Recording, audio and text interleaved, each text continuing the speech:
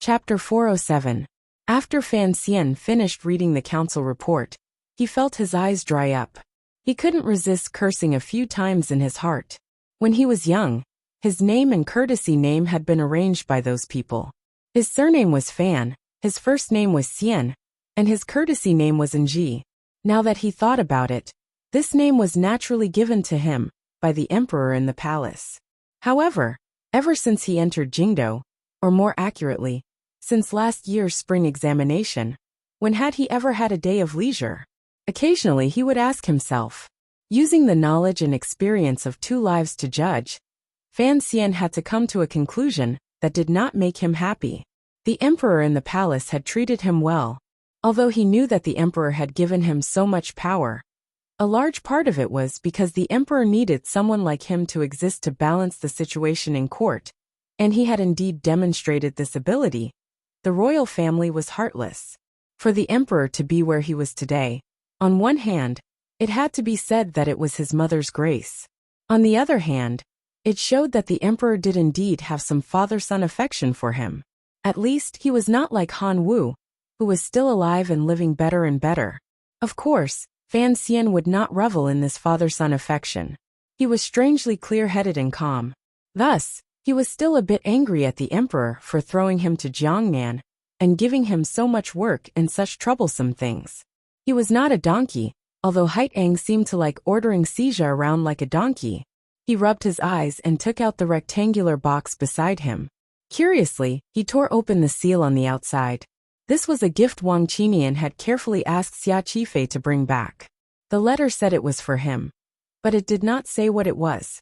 The box slowly opened, revealing the true appearance of the item inside. Fan Xian narrowed his eyes. It was a sword that did not look extraordinary, but emanated an ancient aura. He took out the long sword. His right hand gripped the hilt steadily and slowly pulled. Without a sound, the edge of the sword left its sheath.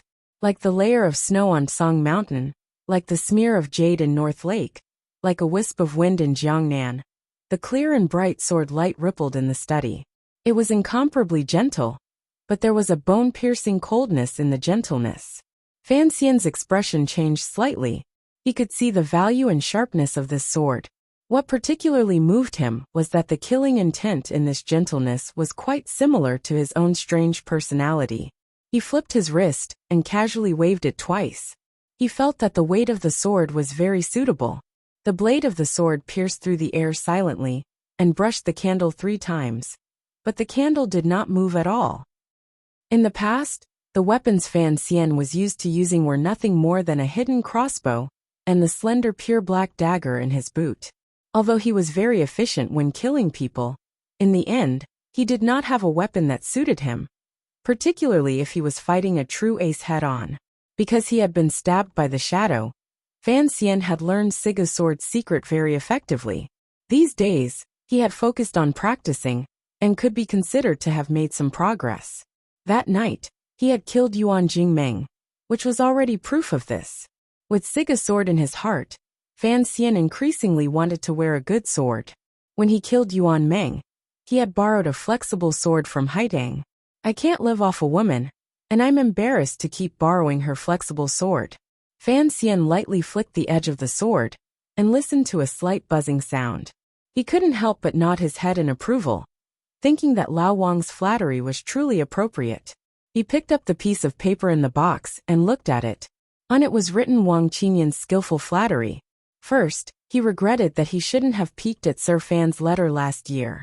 Finally, he talked about the origin of this sword. So this sword was the sword of the last emperor of the Wei Kingdom. Back then, the Wei Kingdom had been broken up by the Qing Kingdom. The Zhan family had taken advantage of the situation to rise, but the treasures in the royal palace had long been stolen and sold by the eunuchs. This sword had since then also wandered among the people, never to be seen again. It was only after 20 years that traces of it finally appeared. After Wang Qinian learned of it, he spent a large sum of money to buy it. He then carefully made some external changes before sending it to Jiangnan. So it is this emperor's sword. Fan Xian looked at the sword and smiled, but he did not think much of it in his heart. If this sword truly had an imperial aura attached to it, The Northern Wei emperor would not have died back then. However, he immediately furrowed his brows. Wang Qinian now knew that he was the emperor's illegitimate child. He had spent a large sum of money to buy the Wei emperor's sword, and had traveled thousands of li to give it to him. Was this purely flattery, or was he using this sword to hint at something? Fan Xian shook his head and sighed. He thought to himself, Wang Qinian was such an old man with a wife and daughter. How could he be so daring? He was probably thinking too much. He felt a bit uncomfortable in his heart. It looked like he was the same as the emperor. They were both suspicious people in their bones. Fan Xian blew out the candle and left the study to sleep peacefully. He couldn't resist muttering, Zorro. The room door closed, the moonlight was still, and the candle had broken into 4 pieces. One was frozen on the table, and the other 3 were rolling restlessly. 3 days later, the angels from Jingdo finally arrived in Suzhou. The angels were not those eunuchs with wings. They were eunuchs responsible for helping the emperor send messages. They could not fly, so they could only ride horses. Naturally, they were slower. Hua Garden was tidied up. The courtyard was swept, the incense table was set up, and the related matters were prepared. With Fan Xian in the lead, the 3rd prince as his deputy, everyone in the Qinian unit of the Overwatch Council, as well as the 6th Bureau Guards and Tiger Guards, dozens of people stood obediently in front of the front yard, waiting for the arrival of the imperial edict. As the Northern Qi Saint girl, it was not convenient for Haitang to be present. She had long left.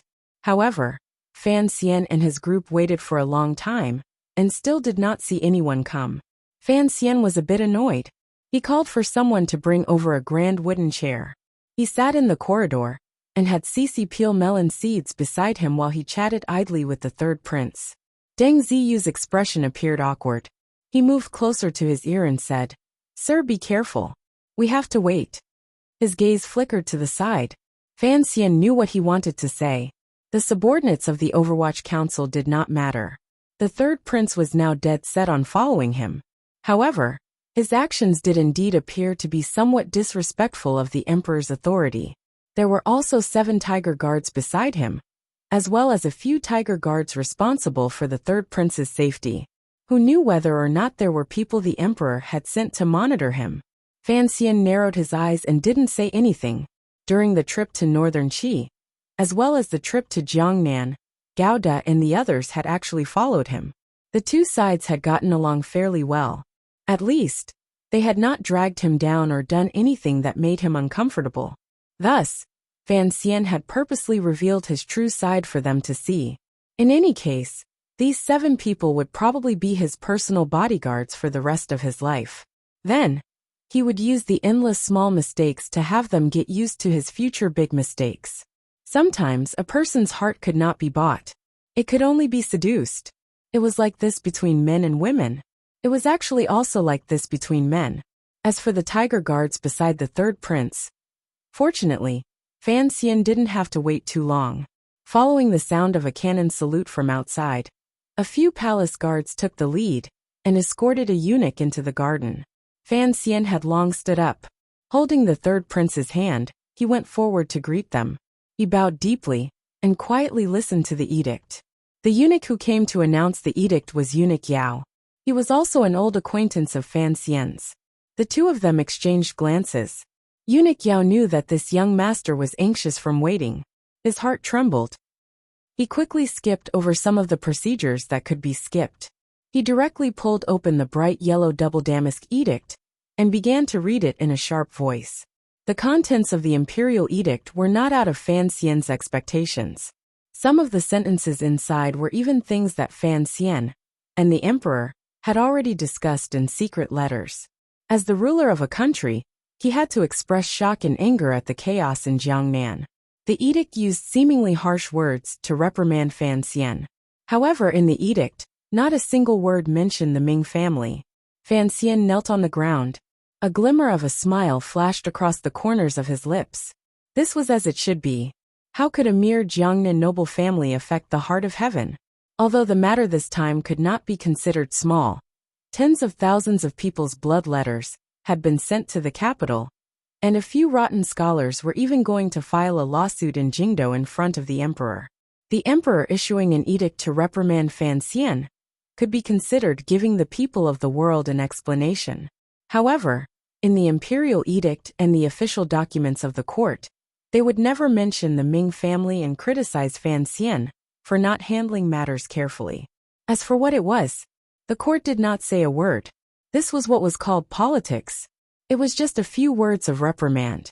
Of course, it also fined Fan Xian a year's salary. There was no other punishment. Eunuch Yao's sharp voice stopped. Fan Xian and the others rose to give their thanks. They also asked about the emperor's health and other boring matters. Only then did Fan Xian accept the imperial edict with both hands and hand it to the official beside him to put away. Fine salary again? Fan Xian couldn't resist muttering. My old father, and I haven't had any income these years. Who's going to support the family? He and the third prince walked in first. Eunuch Yao, with his body hunched and a fawning smile, followed behind them with small quick steps. Lao Yao, you have to return the silver to me. Otherwise I can only eat porridge. Fan Xian smiled and scolded.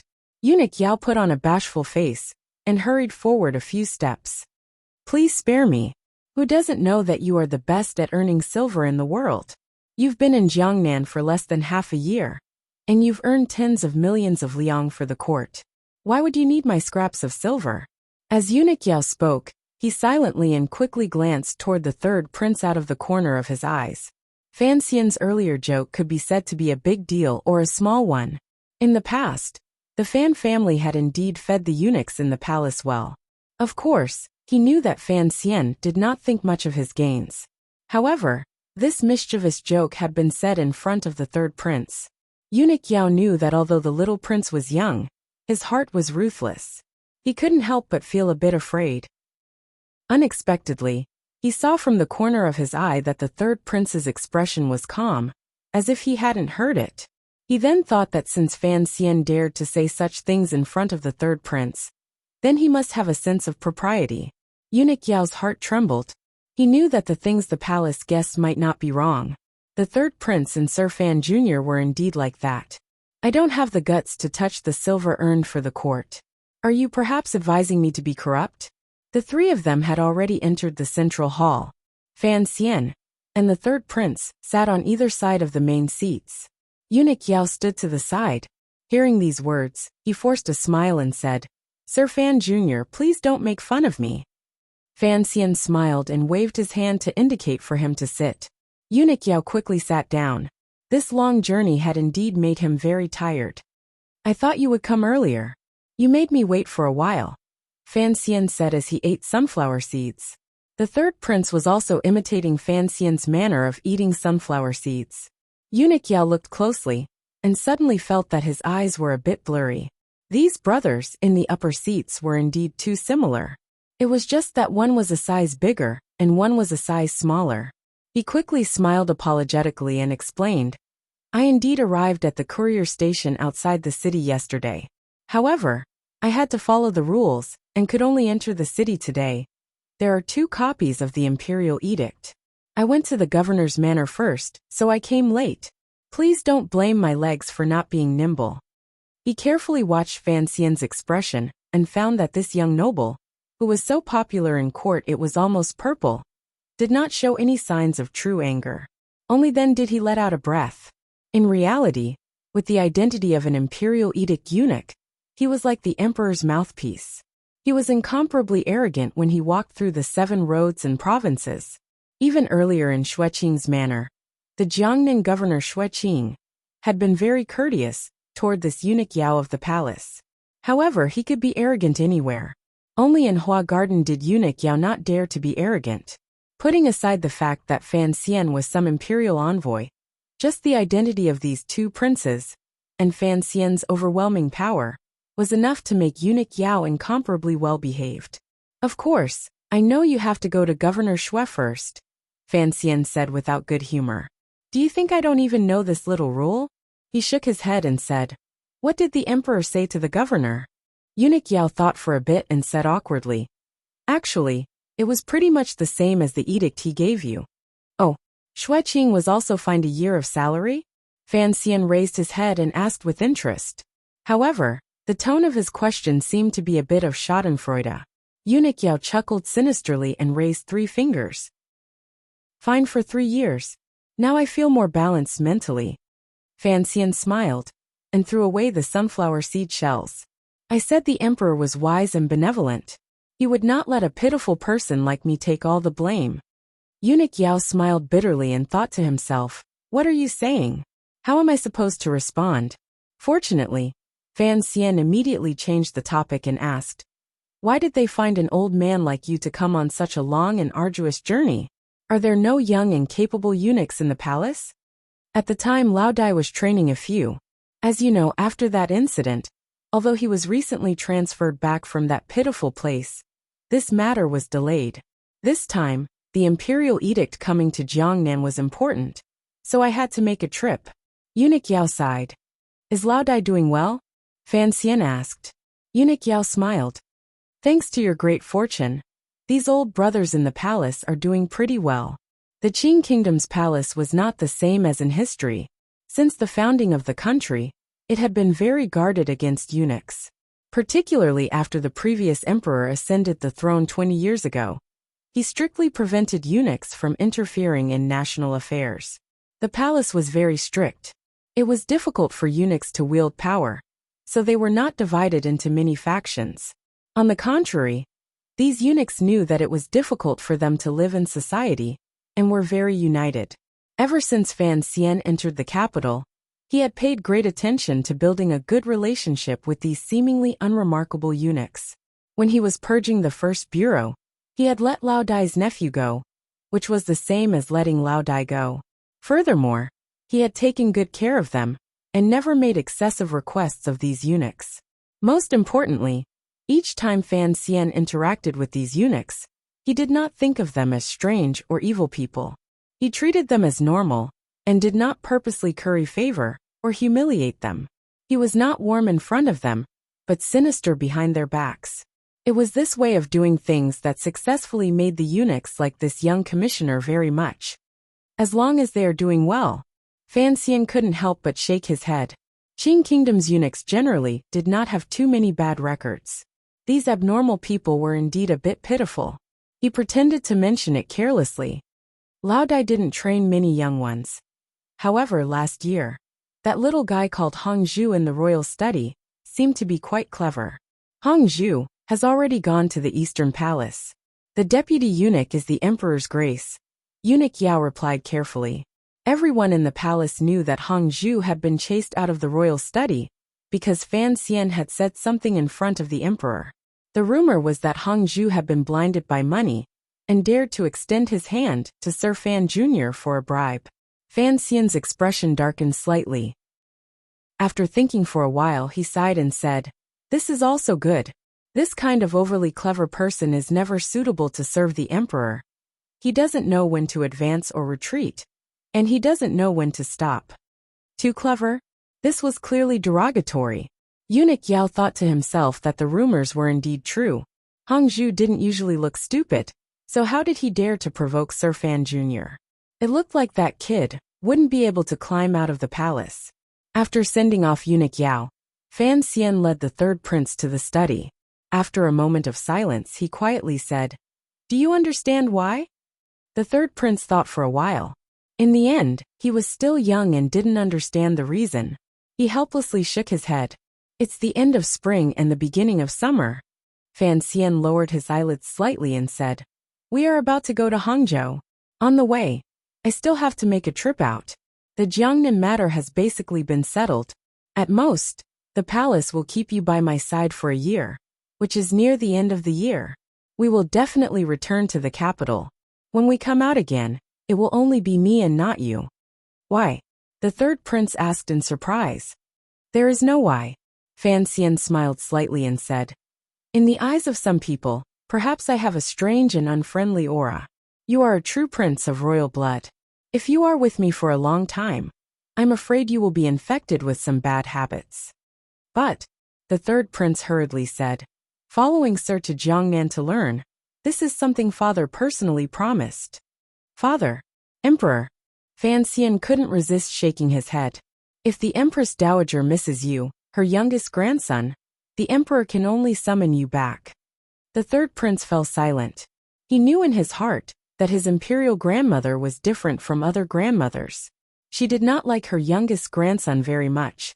Instead, she especially valued the crown prince and his second brother.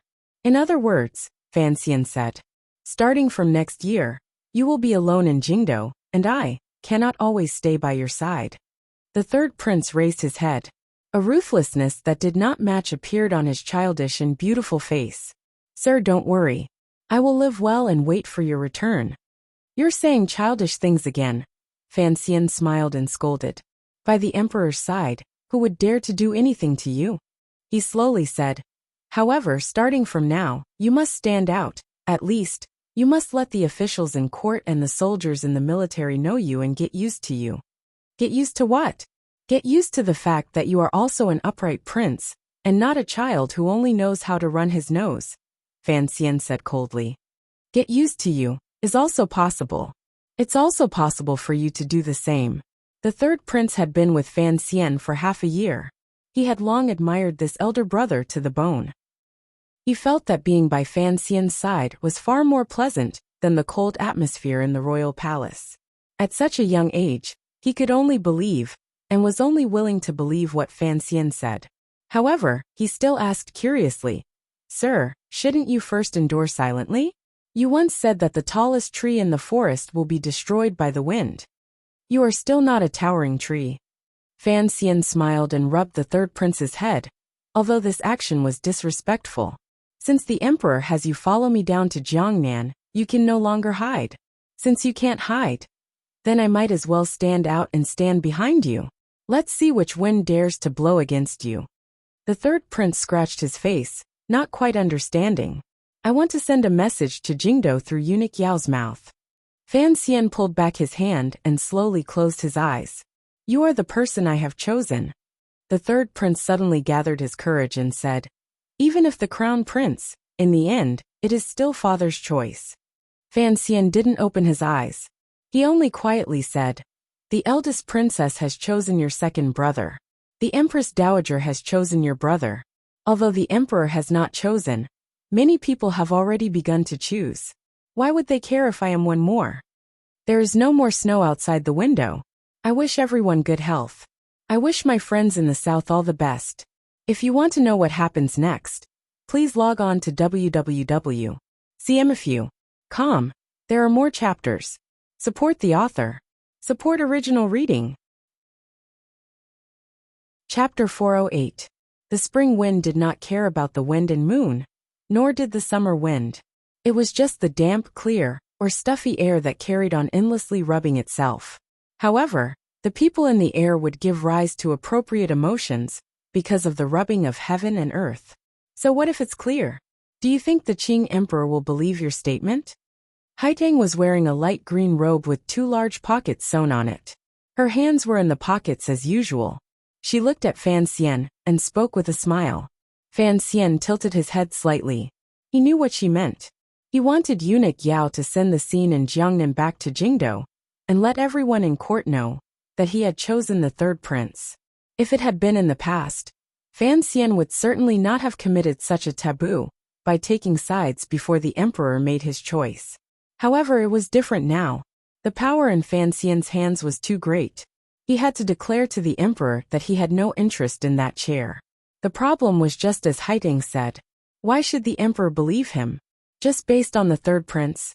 After the emperor passed away, if Fan Xian supported the third prince to take the throne, given the power in his hands and the background behind him, he could at any time make the third prince a mere figurehead, regent, or something like that. The emperor is healthy and in the prime of his life. Fan Xian lowered his head and quietly said. The matters of the future are too far away. I can't always be a lonely official. Furthermore, he placed the third prince by my side, so I will follow his wishes. As for what consequences will it cause? He narrowed his eyes and looked at the thin lake in front of him and the faint mist on the lake. In a quiet voice he said, I've been thinking about a problem for a long time. Haiteng yawned and covered her mouth. What problem? I also stood out this time, because I wanted to put some pressure on the two brothers in the capital, Fan Xian said with a smile. The two brothers he spoke of were the crown prince and the second prince. I really want to force them to do something desperate. Otherwise, if they keep dragging their feet, who knows how tall my mother-in-law is? Is she as tall as a building? He shook his head. I just don't want to wait anymore. Haiteng's heart jumped slightly. She turned her face to look at him. You really plan on laying your cards on the table? Fan Xian smiled and said. I haven't finished speaking. I want to force the two brothers to do something desperate. But what about His Majesty? He had the third prince follow me to Jiangnan. So he must have thought that the situation would develop like this in the future. The third prince was also involved, and his attitude was so ambiguous. How could the crown prince feel good? Now that the second prince can't go up or down, he can't just let it go like this. Could it be that our emperor also wants to force his own son to rebel? After clarifying his doubts, the chill in his heart eased a little, and he let out a sigh. Haiteng lowered her head and said, even if the imperial clan is heartless, in the end, he is still a father. Is there a need to toy with his own son like this? Fan Xian nodded. That is also what I do not understand. Congratulations, Haiteng suddenly said. Fan Xian asked in surprise. What is there to be happy about? Since your thoughts are so similar to your country's emperors, then in the coming year, naturally, you will win, Haiteng said softly. Fan Xian thought for a moment and then quietly said, it looks like you have more confidence in my emperor than I do in him. Because you are a southerner, Haiteng said indifferently. Because after you entered the capital, the Qing emperor has always appeared somewhat quiet, so you have not experienced his terror. When he was still the crown prince, he led 3 expeditions to the north. With a remote Qing kingdom, he split the mighty Wei kingdom into pieces and beat all the other countries under heaven until they were as silent as cicadas in winter. Such methods, such terror. If I stand in your position and think about it, naturally, I have great confidence in him. The ruler of your country is a great ruler. Haiteng very directly praised the foreign emperor. Haiteng directly praised the foreign emperor. In these 2 years, the lion hasn't been sleeping. He's just narrowing his eyes to digest the food in his stomach. However, if someone really dares to try and touch his position, his eyes will open, and he will mercilessly tear the enemy into countless pieces. Fan Xian fell silent. Actually, I understand. That is why I want to do this matter, not him. When all is said and done, you are still a passionate person. Haiteng gazed at him with a not quite there smile. Although you often like to hide your benevolence under the guise of selfishness, you are still a passionate person. If the Qing emperor finally acts in a rage, blood will flow like rivers. You do not want to see this situation, so you want to do it yourself, to suppress the destructive power of this matter to the minimum. Fan Xian lowered his head, tacitly agreeing with this statement. No matter how much hatred he had with the eldest princess of Xinyang, the crown prince, and the second prince, the eldest princess was, after all, Wan'er's birth mother. That lovely Yiling had also become the second princess. Once the battle over the throne erupted, it would certainly bring disaster to the family. Fan Xian was a cold and emotionless person in many ways, but he did not want thousands of heads to hang on the walls of Jingdo and dirty blood to wet the walls. The second prince, who was very similar to him, smiled so shyly. Could he still smile like that after becoming a human head? If the emperor and he won, what would happen to the Yi family? What would happen to Yiling? For Fan Xian, this was a problem. For the emperor, this was not a problem. Thus, Fan Xian strongly hoped to be able to take the initiative in solving this problem. But, Haiteng quietly said, you should also understand that you alone cannot solve this problem. Your enemies still have many powers that are beyond what you can handle. Against those people, the Qing emperor has his own plans. He does not need you to do it for him. In the end, you are only the sharpest sword in his hand, and he is the hand holding the sword. Fan Xian knew she was talking about the Juanchang conference and nodded silently. There is also the Empress Dowager, Haiteng said with a slight smile. Fan Xian found a glimmer of sadness in the smile in her eyes. He couldn't resist muttering. Both empresses are very troublesome. It was clear that Haitang did not want to continue this unsolvable topic. Her gaze, intentionally or not, landed on the ancient sword at his waist. Wang Qinian sent it. Fan Xian met her gaze and explained, I heard it was the sword of the last Wei emperor. Haitang's expression did not change. It was as if she had long known the origins of this sword. In a clear and cold voice she said, Be careful not to arouse too much discussion. Fan Xian smiled. Thank you for the reminder. I had originally thought that not many people would recognize it. Haitang lowered her head. No one knew what she was thinking. A moment later, she faintly said, It has only been 30 years since the destruction of the Wei kingdom. Although Xiao In and Zhuang Mohan, the last spiritual symbols of the Wei kingdom, have already passed away, it has not been that long. In this world, there are many people who remember the events of that time. Fan Xian didn't know why the girl was acting so strangely. An absurd feeling welled up in his heart. Presently, the world could be said to be peaceful, and everywhere could be said to be prosperous. Who would have thought that just 20 years ago, the world was still a large battlefield? At that time, there were endless battles. Countless people died. One large country was destroyed, and 2 large countries were born. Blood flowed on the green hills, and the yellow waves piled up corpses. Among the hundreds of thousands of white bones, the important figures who now led the way of the world were born. The 2 of them fell silent, and stared at the show lake in front of them in a daze. This show lake was not the show lake of Baiwa Brothel in Jingdo. It was the lake behind Baiwa Brothel in Suzhou. Last month, Fan Xizha had sent a letter to the people in Jiangnan to start digging the lake. He had used a number of laborers and forcefully doubled the size of the show lake. Now, if one looked back from Baiwa Brothel, the scenery was even more beautiful than it was then. However, Baiwa Brothel had been cut in half by that strike. At this time, they were still busy repairing it. Thus, Fan Xian and Haitang could only stand coldly by the lake and watch the mist on the surface of the lake gather and disperse and gather again. It was as impermanent as life and the world. Your brothel is repairing very slowly. Haitang seemed to have inadvertently mentioned this. I'm embarrassed to use your northern chi silver in front of you. It's too much. Fan Xian smiled and immediately explained. There's no rush to repair the building.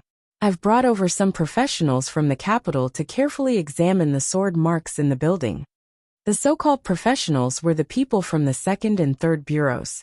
Presently, the broken Baiwa brothel was Yi Liuyan's first crime scene. Fan Xian hoped to be able to dig out some of the great grandmaster's true methods of attack from the sword marks and aura for future use. Haitang said, I've gone to see. Oh, Fan Xian's eyes lit up. He knew that this girl's insight and knowledge of martial arts were much higher than his. He thought that she must have discovered something. The 8 pillars were cut down at the same time. Haitang recalled the fine marks in the building and couldn't resist sighing. The other cracks were only caused by sword intent. If you and I wanted to cut down the pillars, we could barely do it. But that kind of control over power. Who knows how many years and months it would take to reach that kind of realm? Fan Xian lowered his head and said, In your opinion, for such a heaven-shaking strike, how many times can Yi Liuyan strike out? 3. Haitang said straightforwardly. This is under normal circumstances. If that old man put his life on the line, no one knows what kind of miracle would happen. It was indeed a miracle, for a human to be able to demonstrate a method like the might of heaven and earth. You're really not coming with me? Fan Xian faced the surface of the lake and let out a deep breath. There has to be someone left in Suzhou, Haitang said with a slight smile. Besides, you shamelessly had the 8th Bureau publicize our private affairs. If we really went to Hangzhou, what would I do? Even if you're a shameless person, you have to understand me a little. It was a straightforward hidden bitterness. Although she said it with a smile, it was impossible for Fan Xian to resist. He smiled slightly and said, Then I'm leaving. Haitang bowed slightly and said in a quiet voice, I won't see you out. In the early morning in Suzhou, the wind and fog above the lake welcomed the sunlight and quickly dispersed. The young man and woman did not say another word. They naturally parted and walked along the lakeside in different directions. It did not take long to leave Suzhou. Fan Xian had originally prepared to live by West Lake in Hangzhou while he was in Jiangnan. However, because the Ming family matter was unexpectedly thorny, and there were many more unexpected stories, he had stayed until now. Knowing that he was going to move to Hangzhou, his subordinates had long prepared everything. Even the girls in Hua Garden, under Cici's lead, had made preparations to move. Fan Xian did not return Hua Garden to the salt merchant. After all, Haiding still had to stay in Suzhou and keep an eye on the large amounts of silver in the Palace Treasury Transport Company and Zhaosheng Money House. Thus, he had to give the girl a place to live. He had also carefully left behind a few average-looking, but efficient serving girls. Naturally, Yang Jimei would not feel heartache for this garden. On the contrary, she was extremely happy. At the farewell banquet, Yang Jimei eagerly sat at the lower end of the table. She didn't hear what the two high-ranking officials were saying. She only felt that her ancestors' graves were emitting green smoke. She was actually able to eat at the same table as the imperial envoy. The meal did not take long. The Jiangnan governor, Xue Qing, the rarely seen inspector, the Suzhou Zhizhou who was currently being investigated by the Overwatch Council, and these officials all came to see Fan Xian off. However, because of the vicious situation in the bamboo shed that day with the dragon raising its head, none of the Jiangnan officials, big or small, dared to give any gifts. However, Xue Qing did not avoid preparing expensive gifts. The weight of the gift list made Fan Xian involuntarily speechless. After the banquet, Fan Xian and Xue Qing walked casually in the garden. Fan Xian smiled and said, "Sir, you spoil me like this. First, I can't afford it. Second, how can I properly lecture these Jiangnan Road officials in the future?" His words carried a double meaning. Xue Qing laughingly scolded, "It's not like it's for you. You have to take it even if you don't want to." Fan Xian was puzzled. Xue Qing said in a clear voice, "Half of it is for the young lady of the Lin family. No, it should be Lady Fan. It's her first time in Hangzhou, so she certainly didn't bring enough things with her. This is for her." He continued, "The other half is for my teacher. I have been busy with official business in Suzhou, and have been unable to go personally to express my filial piety. I hope Sir Fan Jr. will help me bring this gift." Fan Xian smiled. A few days ago, he had already informed Xue Qing of his upcoming trip to Wuzhou, and had written it in a letter to the emperor. Only now did he remember that no matter what, Xue Qing had to prepare a heavy gift. Having thought this through, he didn't say anything more. In a quiet voice, Fan Xian said, "I will be in Hangzhou. If you have any orders, please send a letter." "I wouldn't dare," Xue Qing smiled and said. "You are also the imperial envoy. I wouldn't dare to give orders, but there will always be trouble." Fan Xian casually replied. He knew that Xue Qing had long hoped for him to leave Suzhou, so he didn't point it out. Just as they were about to part, Xue Qing suddenly opened his mouth and asked, "Sir Fan Jr., there is one thing I have not found the answer to." "Sir, please speak," Fan Xian said seriously. Xue Qing was silent for a moment and then said, "Sir, just how old are you this year?" Given his status as the Jiangnan governor, he didn't use conventional greetings. Instead, he used the tone of an elder to ask. Fan Xian chuckled and said, 19. Xue Qing paused slightly. On the contrary, it was the truth of the rumors that he didn't dare believe. He couldn't resist shaking his head and smiling bitterly. Indeed, heroes come from the youth. After the imperial envoy left the city, Hua Garden immediately became much quieter. Suzhou, which had long been under the powerful pressure of the Overwatch Council and Fan Xian, seemed to come alive in a day. After confirming that the black carriages from the Fan Manor had left the city gates, the people of Suzhou began to spread the news. Hot tears filled their eyes. The treacherous official had finally left. Some people even began to set off firecrackers. That night, the officials of Jiangnan Road, particularly the Suzhou government, also began to celebrate. They congratulated each other for not having been invited by the Overwatch Council to drink tea. As for the officials who had already fallen, no one gave them another glance. Although Suzhou and Hangzhou were not far apart, it was impossible for Fan Xian to hear the firecrackers of the Suzhou people sending off the plague. Later, Although the secret agents of the Overwatch Council had reported it, he had only dismissed it with a laugh. The group of people stayed in the Peng family manor, by West Lake in Hangzhou, and returned to the time when they first arrived in Jiangnan. Fan Xian's but hadn't even touched the ground when he asked, "Where is the madam?" A subordinate reported, "There seems to be some obstruction. There's also Shazhou." Fan Xian was slightly startled. A wave of unease rose in his heart. After thinking for a moment, he didn't say anything more. Leading the 7 tiger guards, he rode toward Shazhou. Dusk arrived in Shazhou. Because Fan Xian was worried about Wanner, he gave up his usual carriage and rode directly. When he entered Shazhou, he felt as if his entire body was falling apart. The faces of the subordinates and tiger guards behind him were deathly pale. They had almost collapsed from exhaustion on this day's journey. A dozen fine horses broke through the silence of the night in Shazhou and came directly to a manor. This manor had once been Jiangnan Shuihan's branch in Shazhou. Now it had long been taken over by the Overwatch Council. After some repairs, it had become Fan Xian's private residence in name. Fan Xian flipped off his horse. Ignoring the greetings of his subordinates at the door, he directly charged into the courtyard. Just as he was about to enter the stone steps into the inner residence, he saw a familiar person. It was the wife of the Teng family. Fan Xian furrowed his brows and asked, "What is it, young master?" A glimmer of joy flashed through the eyes of the wife of the Teng family. "Why are you here?" "The mistress is fine. She is just resting in the room."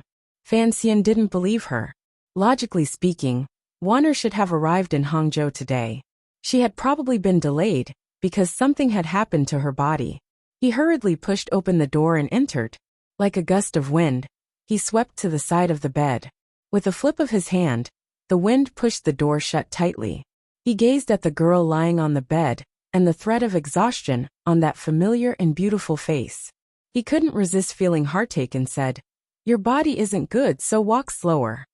Lin Wanner gazed at him with a smile and said, "Walk slower, so you'll have more time to be happy?"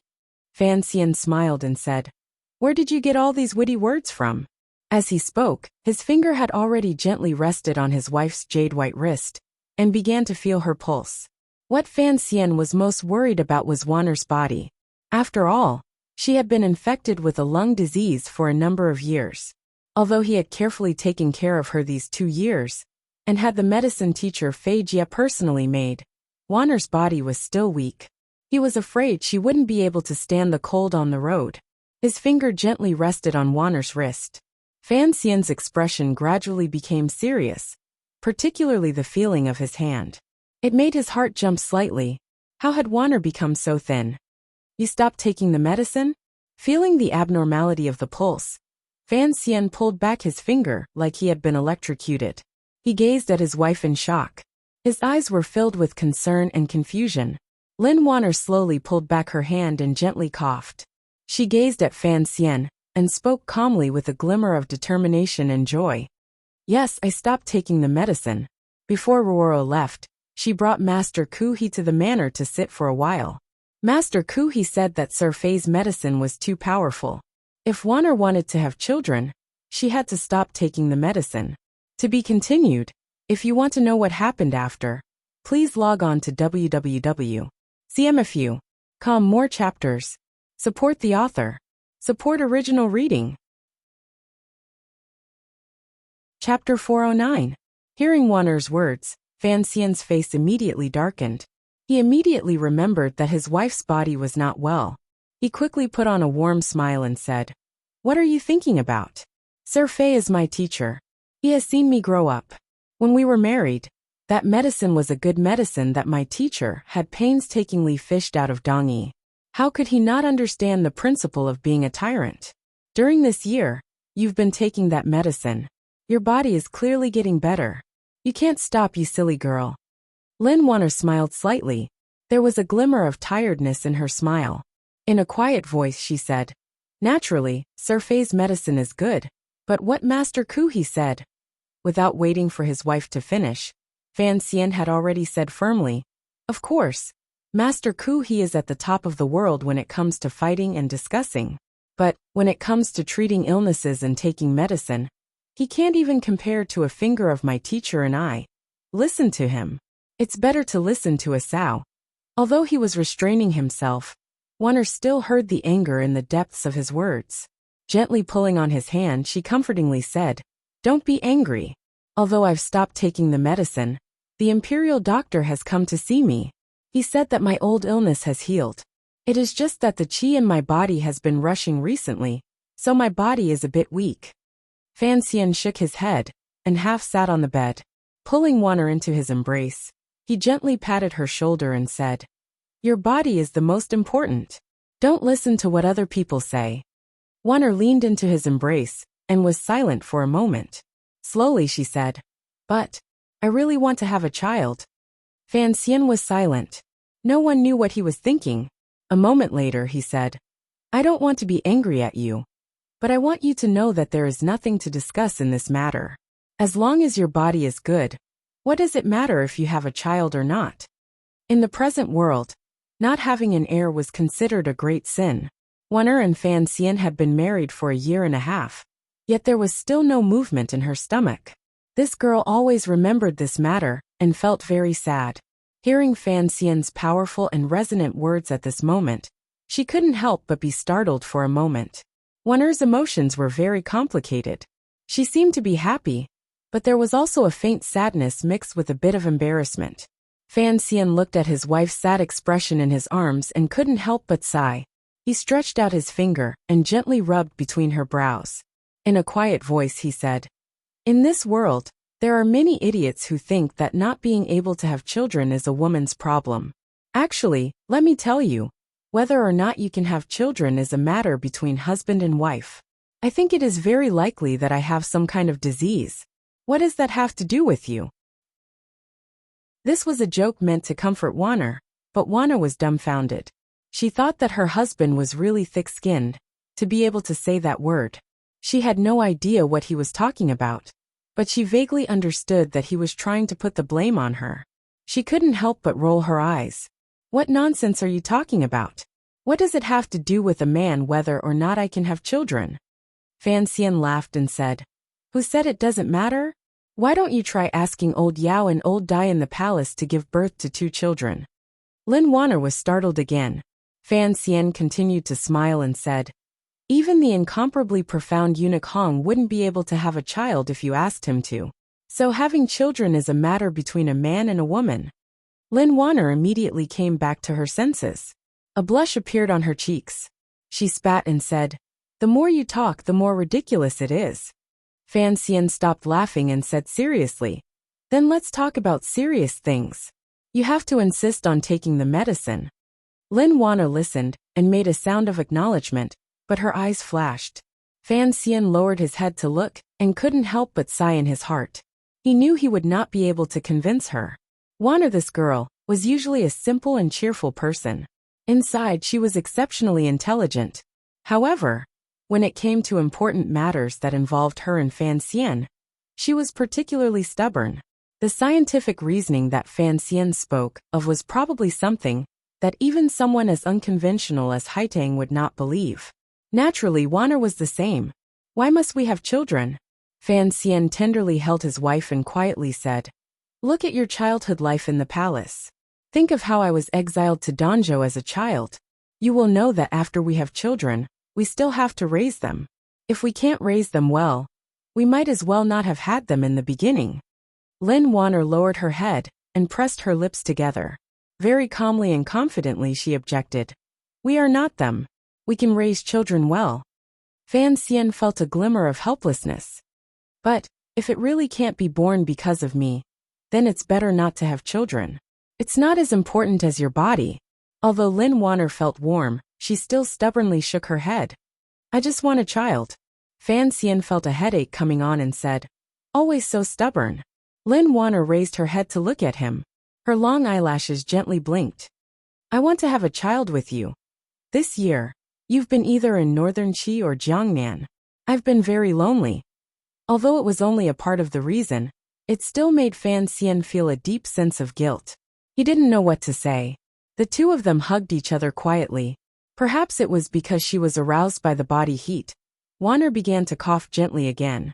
She didn't want Fan Xian to worry, so she forcefully suppressed it. Her little face was bright red and appeared very pitiful. Fan Xian's heart ached. He gently rubbed her chest and comfortingly said, "Don't think so much. After we get to Hangzhou, I'll help you take good care of yourself. As for Sir Fei's medicine, I'll analyze it in detail. No matter what, you can't stop." Lin Wanner raised her head and gazed at him pitifully like a kitten. Fan Xian's face darkened and pretended to be fierce. "This matter is not up for discussion." Lin Wanner pouted her full lips and rubbed her head against his chest unwillingly. Fan Xian sighed and began to massage her to relax her mind. His fingers moved around and sent in threads of pure Tianyi Daojianxi. Wanner felt her body warm up and her mind gradually become clear.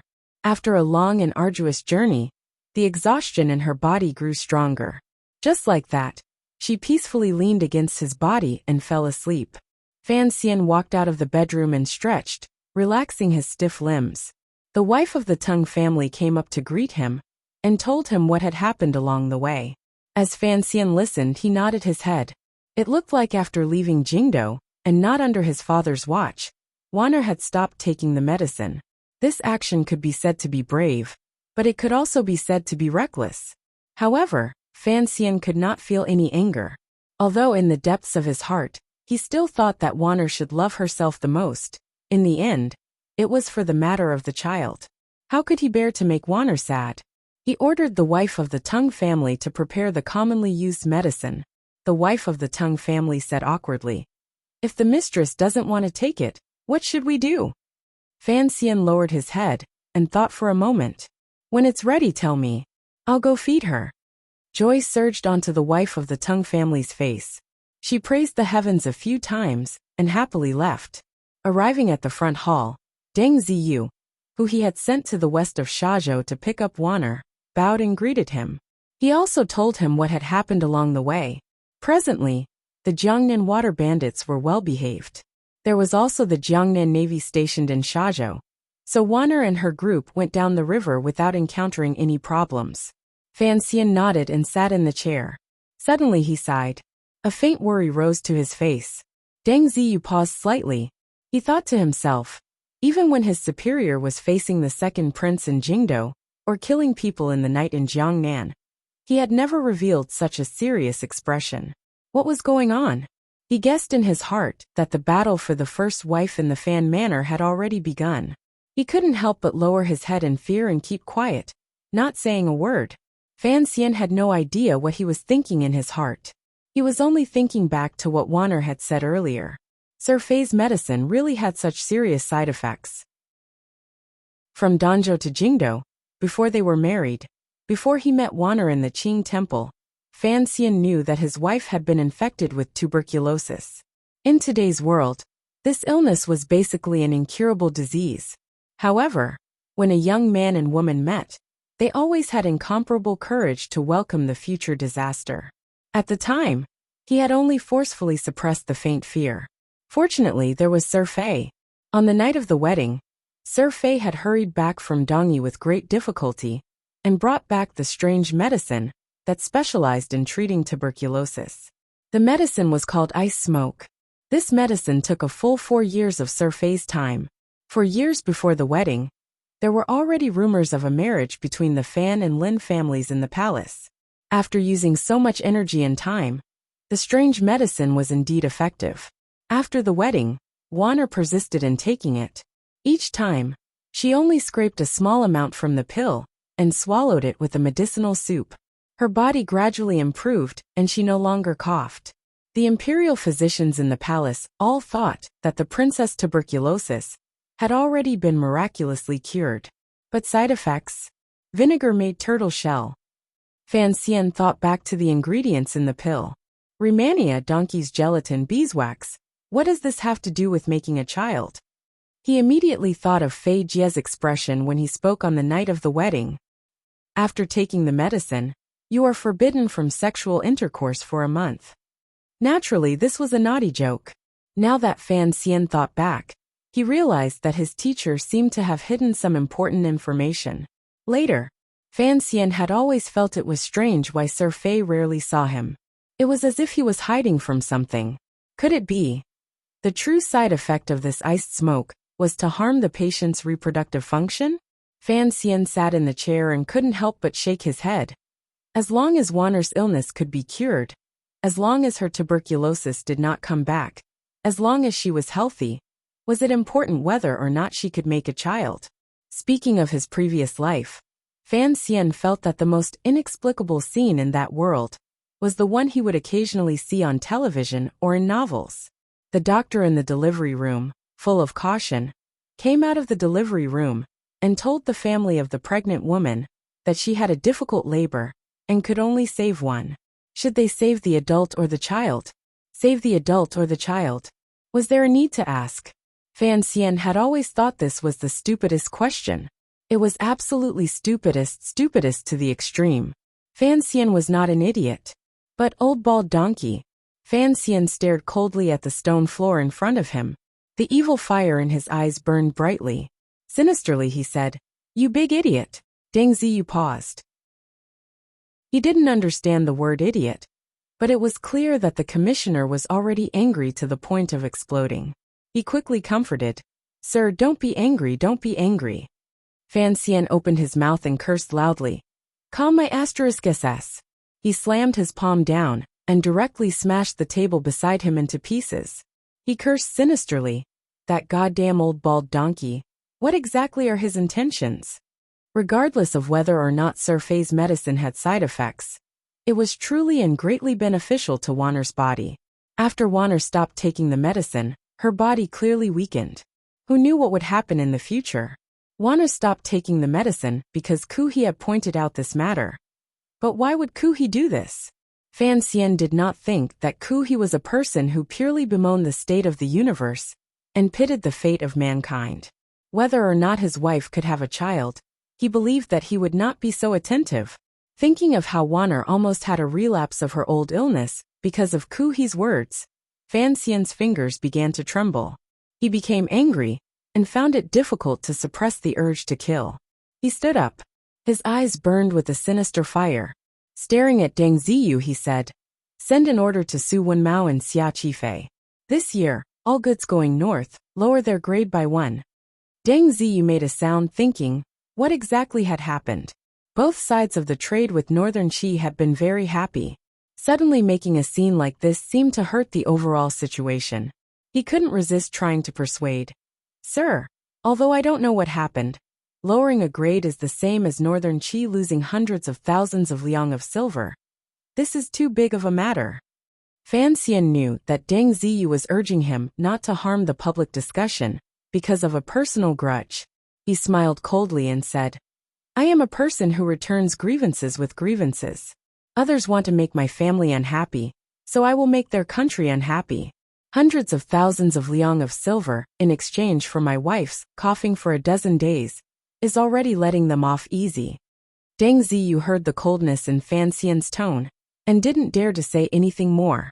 Carefully he asked, "What exactly happened?" Fan Xian did not reply.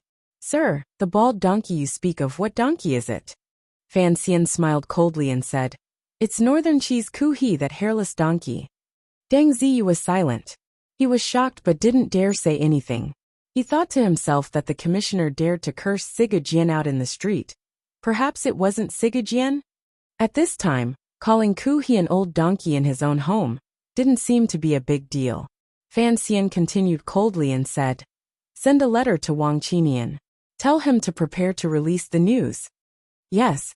Deng Ziyu accepted the order and asked, "What specifications? When?" "Specifications?"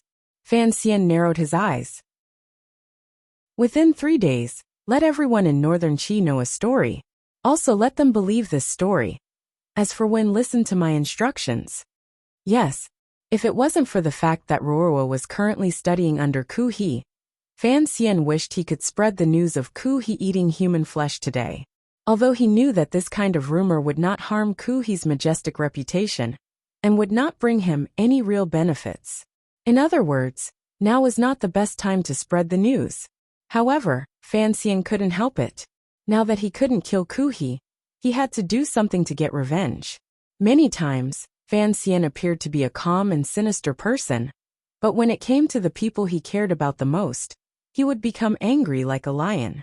Even though he knew he wouldn't get much and would suffer a loss, he still had to roar and protect his territory. Regardless of what coup he thought, Wanner had indeed stopped taking medicine because of his words. So Fan Xian had to make Northern Qi and Kuhi suffer a loss. Perhaps it was a bit childish, but Fan Xian could still be called a person, probably because of this childishness. Tomorrow morning, I'll take a boat back to my hometown. I'm officially taking a leave of 10 days. I'll be back around the 9th day of the Lunar New Year. If I can write in my hometown, I'll write some. If I can't, I'll seriously entertain myself and celebrate the new year. Here, I wish my dear brothers and sisters a happy new year. I have to go and pack my luggage now. Well, there's still one more chapter left in the 5th volume. After I finish the next chapter, I'll write a summary at the end of the volume. I'll also write a summary of 2007. I'll recall my life last year, and the days I read and wrote with everyone. I'll also wish everyone a happy new year, good health, and a happy family. Oh right, if everyone is afraid of not having a book to read, I'll introduce everyone to Jing Guan's new book, Unparalleled Food and Lust. This is something I really like. Of course, Jing Guan's book doesn't need me to advertise it, but I know some friends might have been scared away by the first 3 chapters and the introduction. This book is written very comfortably. Personally, I think it's much better than The Beast's Blood. At least, the opening chapter is much better. I can't give a detailed evaluation. I can only say that Jing Guan is very talented.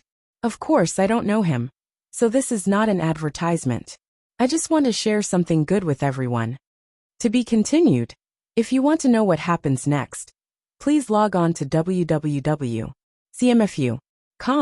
There are more chapters. Support the author. Support the original reading. Chapter 410. It was a very fulfilling and tiring New Year's Day. I'm going to catch up on my sleep later. I'll start work tomorrow. I'll report the details of the sublimation to everyone the next day. To be continued. If you want to know what happens next, please log on to www.cmfu.com. There are more chapters. Support the author and support the original reading. Chapter 411. The big tree in the Shazhou side manor was unlucky. Fan Xian had used the emperor's sword to unleash his kingly aura, and shaved off countless tree bark. The reason for this was all because the young imperial envoy's anger was not shallow.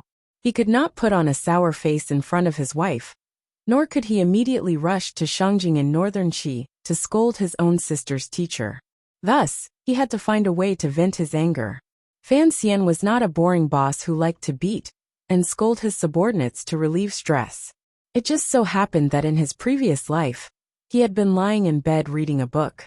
He had once read a sour story that made him cry. Thus in this life, he learned from the male lead of that story. The male lead, who liked to pour water that he washed his feet, had been bullied by his wife and endured it for many years. He would always sneak out in the middle of the night and smash trees by the river to find a pitiful psychological balance. Fan Xian didn't smash trees. He used the Grand Sigu sword to slice at trees. As he sliced, he gritted his teeth hatefully. When the trees in the courtyard had their hair all white overnight, and their clothes torn to shreds, revealing their lowly and naked bodies, Fan Xian and his group left in the carriage and returned to the Peng Manor by West Lake. There were many people waiting for the imperial envoy and the princess by West Lake. It was not convenient for the 2 governors in Suzhou to come personally, but the Hangzhou Zhizhou that Fan Xian secretly admired would not be polite. He sealed off 1/3 of the long embankment by West Lake to make it easier for the Fan Manor's carriages to enter. He also led a group of subordinates to wait around, afraid that these 2 important figures would be dissatisfied. As for this flattery, Fan Xian comfortably accepted it.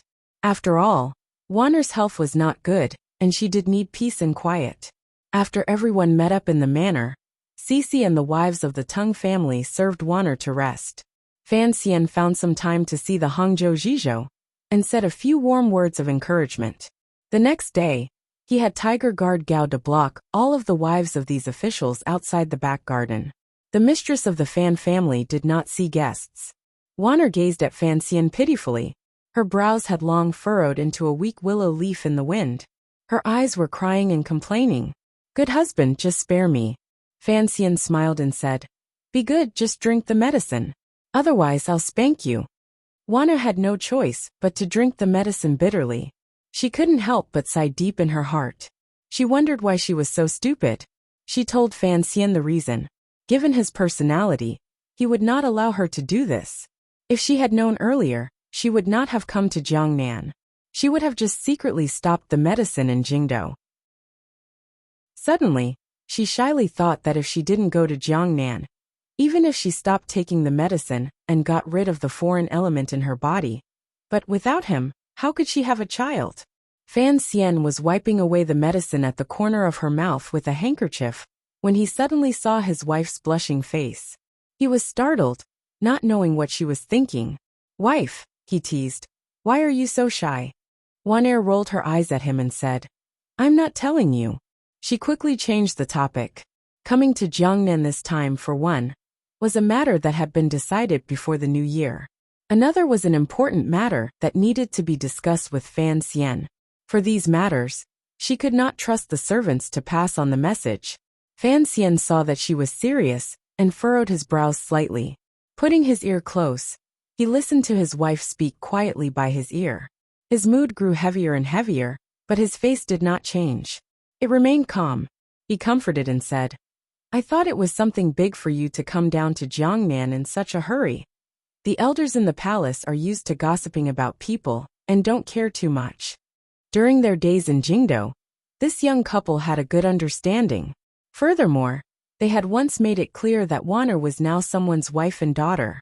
In such a complicated relationship, Fan Xian pitied her and did not want her to be too involved in these dark matters, even if Wanner could actually help him a lot. For example, on the day the great prince visited Fan Manor, the two of them spoke in the middle of the night. Although she said this, Wanner could not pretend that nothing had happened around her. Furthermore, she could not blindfold her eyes and pretend that she did not see her husband and her mother, who she was not very close to, at daggers drawn. A girl's thoughts were difficult to guess. In this matter, she always wanted to find a way to protect Fan Xian and not let both sides sink into an irreparable situation. However, it was very difficult. It was difficult for Fan Xian to understand, and it was the same for Wanner. Thus, she could only stay in Jingdou and carefully ask around for news from the Fourth Bureau. She helped Fan Xian analyze the mysteries of those women's politics. Using her aloof status and the privilege of entering and leaving the palace as she pleased, she helped Fan Xian, who was far away in Jiangnan, contact the people in the palace and eliminate any resistance that could be eliminated. Fan Xian knew about these things and knew that he could not stop her, so he could only let her be. Furthermore, there were times when he needed Wanner to act as a lubricant in the middle, just like the trip to the palace after the spring examination. Because of Fan Xian's opposition, Wanner's abilities were not fully displayed. Her natural sense of politics and palace matters was suppressed. However, this did not mean that she did not understand these things.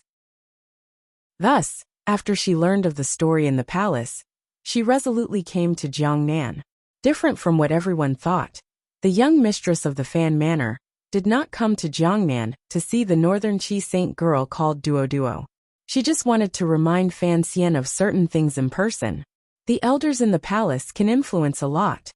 Wanner looked at Fan Xian worriedly and said in a quiet voice, "The Empress Dowager is the Empress Aunt. The relationship between these two cannot be separated. The Empress has arranged for someone to enter the palace to tell the Empress Dowager the story of the stone. There are dangers hidden within. You cannot be too careless." Fan Xian fell silent. A glimmer of anger welled up in his heart. When he was copying Story of the Stone in Danzhou, it was only to find some games for himself and Cici, and for Ruoro to entertain. At the same time, it was to satisfy his literary thoughts. He did not think too much of it. Although he knew that old Chao's writings at the time were somewhat taboo, he thought that this was a completely different country and two different worlds. How could it be taboo? So he had been careless. No one had thought that their life and their encounters would later change so much. Every word and sentence in Dream of the Red Chamber seemed to express their dissatisfaction and hidden bitterness. Particularly that poem about Sister Chiao. Anyone could write this book, but it could not be him. Yet in the present world, everyone believed that he had written this book. The resentment in the book seemed to be narrating his dissatisfaction with the matter of the old Yi family. The empress had arranged for someone to enter the palace to tell the old Empress Dowager the story.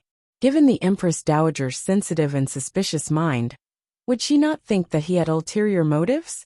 The matters of the royal family were all about the heart.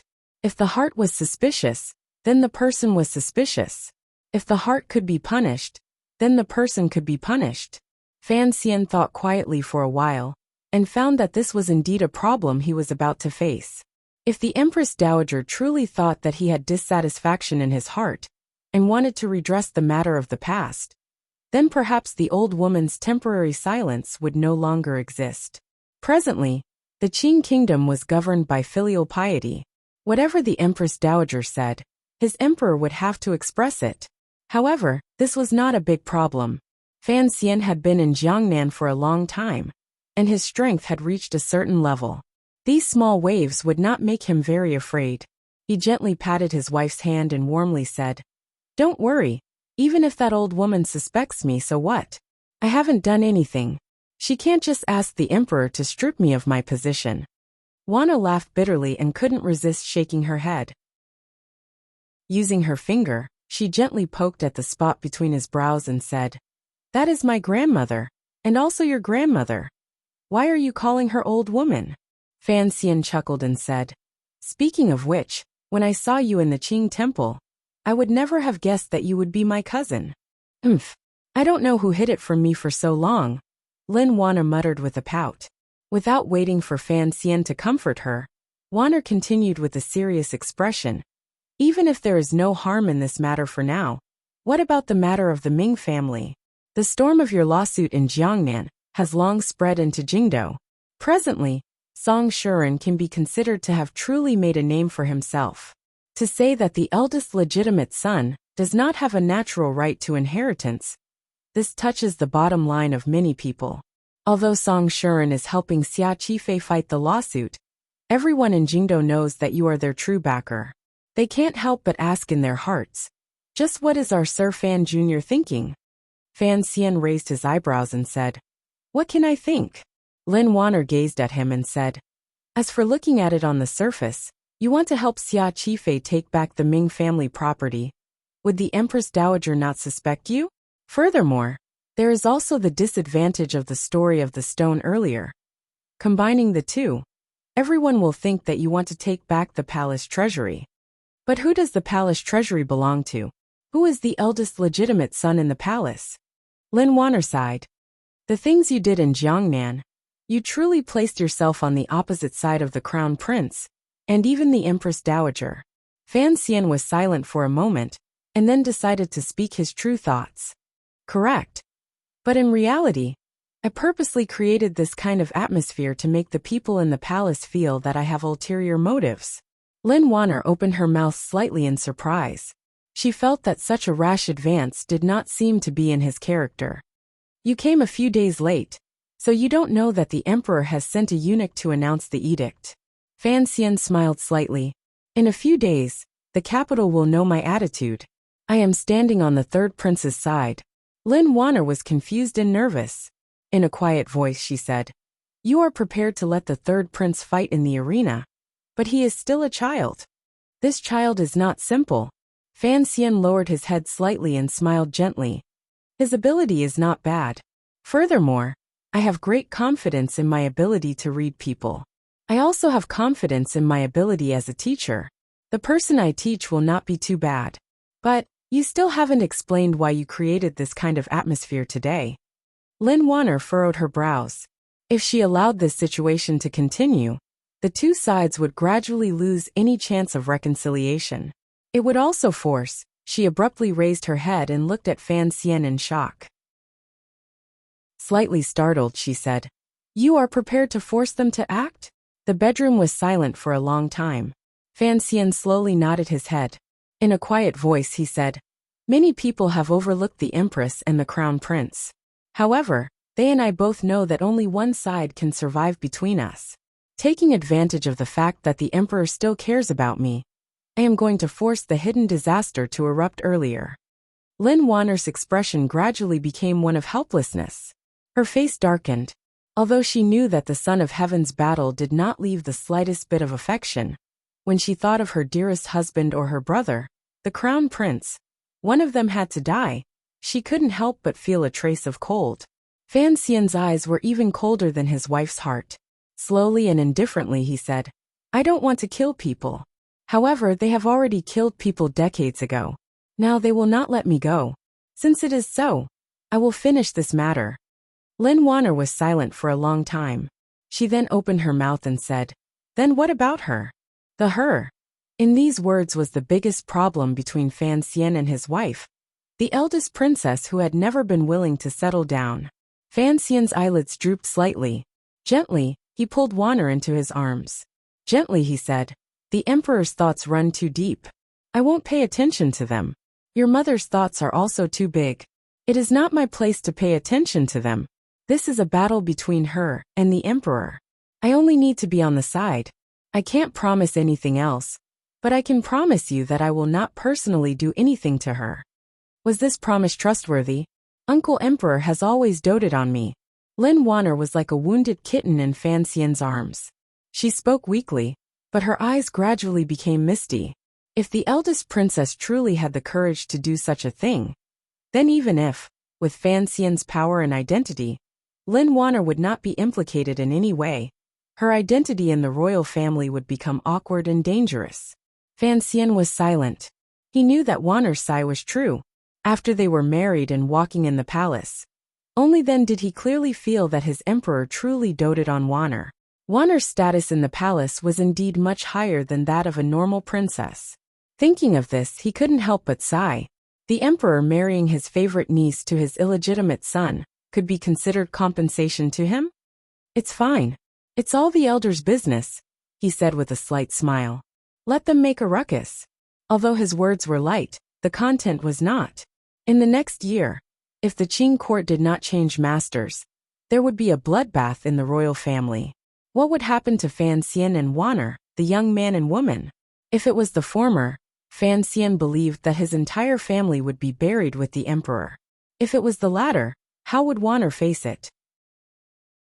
In this instant, Fan Xian suddenly felt that forcing the other party to act ahead of time seemed to be a very boring thing. However, in order to protect himself and the people around him, he had to do this. The old cripple should also be thinking this way, right? I hope he has some good ideas. Fan Xian gently patted Wanner's back and looked at the calm lake outside the window, the green mountain, the fishing boat, and the willow branch. His thoughts floated to the distant Jingdo. In the chilly royal palace in Jingdo, the serving girls and eunuchs walked quietly. Occasionally, some of the younger serving girls would giggle and immediately be harshly scolded by the old nannies.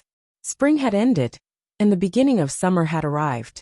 The trees in the palace were luxuriant, but the people in the palace still did not have a sliver of freedom. Guangxin Palace had once been the eldest princess's palace. After the matter of the eldest princess secretly communicating with Northern Qi and betraying a high-ranking Overwatch Council official had been exposed by Uncle Wu Zhu through the city, the most beautiful woman in Qing Kingdom had sadly withdrawn from the political scene in Jingdo and gone to the cold and cheerless Li Palace. Although she could faintly influence the situation in the palace from Xinyangli Palace, it was not as convenient as being inside Jingdo. Thus, in the 6th year of the Qing calendar, she finally convinced the Empress Dowager to move back to Jingdo. At this time, the sensational incident of the Juanshan Conference had long disappeared from people's memories. However, not long after returning to Jingdo, the power of the Juanshan Conference in Jiangnan was revealed angrily in front of her brother the Emperor. Thus, the Emperor ordered her to once again move into the royal palace. It was called a reunion, but in reality, it was to keep a close watch. However, the eldest princess had, after all, operated in the palace for a long time. She was also the Empress Dowager's favorite girl, and her relationship with the Empress had always been close. Thus, no one could stop her from entering and leaving the royal palace. The trick she had done in secret had also successfully fooled many people. Of course, in order to reassure her brother, it was not convenient for her to leave the palace too often. She had been in close contact with her subordinates, so her most frequent activity was to chat with the Empress Dowager in the palace and study some flowers, birds, insects, and water with the Empress. What she embroidered was probably not cloth. The situation in Jiangnan had already been settled. Regardless of whether or not eldest Princess Li Yunrui accepted it, whether or not she admitted it, whether or not she was sad, the Jiangnan she had managed for over a decade had already been completely taken over by her successful son-in-law. The old Ming matriarch had died. Great Master Sanshi had died. The Ming family was as silent as a cicada in winter. Under the combined suppression of Fan Xian and Xue Qing, the Jiangnan officialdom did not have much of a backlash. The trusted aides she had placed in the 3 large workshops of the Palace Treasury Transport Company had all been pulled out by Fan Xian. Although those officials were still respectful in their letters, under Fan Xian's tyrannical power, they could not move. The anger of the people, which had been created with great difficulty, had for some reason quietly dissipated. Thus, the letters of blood from tens of thousands of people that had been sent to Jingdo from thousands of li away, and the old scholar who had brought the case before the emperor had become rootless trees. They were not a threat to the court at all. Forfeit salary? The eldest Princess Li Yunrui narrowed her eyes. A trace of ridicule flashed through her beautiful phoenix eyes. Tell me, do you think the Fan family lacks this little bit of silver? Sitting beside her was the dignified and luxurious-looking Empress. The Empress smiled slightly and said, "The Emperor dotes on the Fan family. A few days ago, the investigation of the Ministry of Revenue was also hastily concluded." The eldest princess smiled slightly. Her long eyelashes fluttered with a tenderness that did not match her age. She smiled lightly and said, "Minister Fan has done a great service to the country. How can we women compare?" She sighed and said, "When all is said and done, I don't actually have a child. Having a daughter is not that close, so why should I care about these things? I think that when autumn comes, I should ask my mother to go back to Xinyang to live." The Empress's heart thumped. She silently cursed this foxy woman for pretending to be young. She could also hear that the other party was retreating in order to advance. However, in the present situation, if Li Yunrui really did not do it, then she and the crown prince would not be able to stop Fan Xian and the third prince's momentum. Of course, the Empress was not an idiot. She knew that the eldest princess would not give up the power in her hands and leave. The other party had said these words to gain the upper hand in the situation. There was even a glimmer of caution in the Empress's smile that should not have been there. "What are you saying, sister? Although I am a stupid woman who does not know the affairs of the country, I know that you are a pillar of the country and have obtained countless benefits for the Qing court. If you truly go to Xinyang, the emperor will be the first to not agree." The conversation between these two women still could not leave that chair. However, no one dared to speak too bluntly of such a matter before it started. The eldest princess was silent for a moment and slowly opened her mouth to say, "Mother is old and is always easily deceived by others." The Empress nodded and smiled slightly. "Let's take it slowly." The two of them were silent and raised their teacups to sip. The Empress suddenly asked probingly, "I heard Fan Xian is doing well in Jiangnan. Is it that an ace suddenly came and cut down half a building in Suzhou?"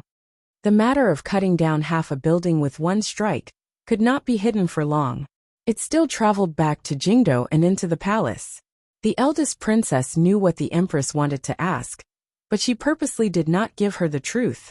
With a trace of pride, she smiled and said, "I do not know much about the matters of the Jianghu." If a great grandmaster stood behind the eldest princess, then the Empress would have a clearer understanding of where she should stand in their cooperation. Of course, this would also greatly strengthen the Empress and the crown prince's resolve. Seeing that the eldest princess was not willing to speak clearly, the Empress cursed in her heart and took her leave. Looking at the mother of the country's slightly lonely figure, a glimmer of pity and disdain flashed through the eldest princess's eyes. She wondered where this kind of character got her confidence from to want a piece of the pie. The chief strategist of Xinjiang, Huang Yi, and Yuan Hongdao could not enter the palace, so the trusted aide at the eldest princess's side was a eunuch. The eunuch stood to the side and quietly said the question in the eldest princess's heart. Does the empress not know this is? Asking a tiger for its skin. The eldest princess said the words that it was inconvenient for a trusted aide to say. She smiled coldly and said, even if I am a tiger, she can only stand on my side. Otherwise, if the third prince truly ascends and Fan Xian wants to avenge Yi Qingmei, who will help her block it? She slowly closed her eyes and said, she and I have temporarily put aside the question of whether it is Cheng Qian or the second prince, because she knows that if the matter succeeds, she will not be able to win against me. She only wants a way out. The Jiangnan sighed. Don't worry about it anymore. The eldest princess sighed. That son-in-law of mine had already made preparations before he went to Jiangnan. How could those natives in Jiangnan be a match for him? She shook her head and faintly said after a moment of silence, now that I think about it, I really did make a big mistake back then.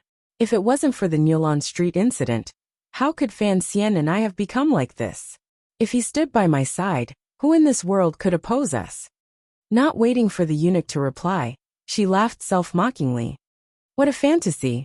If Fan Xian and I did not have such an unsolvable hatred, how could my emperor brother dare to put him in such an important position? The eunuch listened to the side and didn't even dare to breathe loudly. From the beginning I was wrong. A glimmer of coldness and decisiveness flashed through the eldest princess's beautiful face. No matter how powerful Fan Xian is, he will still be held by the palace's strings by his limbs. Why should I care about this puppet? What I should care about is the person holding the strings. In Hongguang Palace, not far from Guangxin Palace, the Empress Dowager was half-lidded. After all, she was old. Her spirit was not as good as it had been in the past, and the decisiveness to kill in her heart was also not as good as it had been. Stop, stop. The old woman stopped the storytelling serving girl in the palace with disgust. She glanced at the book in the serving girl's hand and didn't speak for a moment. It's all preposterous words. I don't know why so many people in the marketplace like to read it. An old nanny at the side said in a fawning voice. The Empress Dowager shook her head. A moment later she quietly said, children, it is normal to be a bit dissatisfied. The old nanny didn't say anything more. A complicated emotion flashed through the Empress Dowager's eyes. How could she not know why the Empress wanted her to read the story of the stone? Although she was indeed angry at Fan Xian's resentment, she was even angrier at the Empress's actions. No matter how wrong Fan Xian's mother was, Fan Xian was, after all, a descendant of the royal family. This was what the Empress Dowager valued the most. How long has Chun'er been gone? The Empress Dowager suddenly thought of her favorite granddaughter and asked the person beside her. The princess should already be in Hangzhou by now. I've also been to Jiangnan. The scenery there is not bad. It's just that those women are too presumptuous. The Empress Dowager furrowed her brows and ordered. No matter how much effort the Fan family put into preparing, it cannot compare to the things in the palace. Have someone prepare some things to send to Jiangnan. The old woman thought for a bit, and then said, go ask Chun'er if she is used to living by West Lake. If she doesn't like it, have her move to the temporary imperial residence on the mountain. The old nanny quickly made a sound of acknowledgement. Inside the royal study, the Qing emperor, who had just finished the imperial conference, rubbed tiredly between his brows and took a sip of warm ginseng tea. Looking at the scenery outside the window that never seemed to change, he furrowed his brows in disgust. Hangzhou, the emperor unconsciously called out. Only after calling out did he remember that Hangzhou had already been moved to the Eastern Palace by him for half a year. He couldn't help but smile self-mockingly. Your Majesty, what orders do you have? The head eunuch beside him asked respectfully. The emperor shook his head and gently coughed a few times. The echo echoed through the royal study. He couldn't help but be startled. He thought that perhaps he really was getting old. Hearing the echo of his cough, He realized that he was very lonely. Go to the little building and have a look. He brushed his dragon robe, straightened his chest, and walked toward the door. The eunuch behind him quickly followed. They were only in time to hear the emperor faintly sigh. When do you have time to go to Danzhou and have a look? This year, the Qing kingdom was no different than any other year. The palace was still lonely and dirty. Outside the palace was still bustling. The court was still arguing. The 6 ministries were still fighting. The Overwatch Council was still silent and ferocious. Old Director Chun was still enjoying the singing and dancing in Chun Garden. Minister Fan was still busy in the Ministry of Revenue. The common people were struggling to survive. Apart from surviving, they found some happy things to comfort their almost numb hearts. For example, the East family had married a girl. The West family had lost an old man. The South had not had a flood this year. And there seemed to be a war in the West. Sir Fan Jr. had not written poems. Had the Northern Qi Saint girl and the young mistress of the Fan family met? All the way down from Jingdou to Jizhou, where it was about to merge into the Great River, there was a bustling scene on both sides of the river banks. The people repairing the river banks laboriously moved sand and stone like ants. This year, the Qing kingdom had been lucky. The spring floods were much smaller than expected. The abundance of the national treasury also gave the river transport governor's yamen a lot of confidence. Although it was heavily deducted, in the end they still gave out a lot of wages. Thus, the motivation of the people to work was much stronger. Yang Wanli's face was dark. He wore coarse clothing and stood with his brows tightly furrowed in the bamboo shed. Although the present situation was good, the autumn floods were the most terrifying thing. Furthermore, he had the heavy responsibility of supervising the movement of the silver that was secretly shipped over. Thus, the mental pressure was incomparably great. As for repairing the dikes and dividing the water, although he did not understand these things, he still put down his pride and personally carried them out. The continuous exposure to the sun finally washed away the last trace of scholarly aura from this Fan family student, turning him into a true official. On the river banks, a number of people came from afar. It looked like they were officials heading to a foreign place. From a distance, the group of people began to call toward the inside of the bamboo shed. Yang Wanli pulled up his lapel and wiped the sweat from his face. He gazed in that direction with confusion.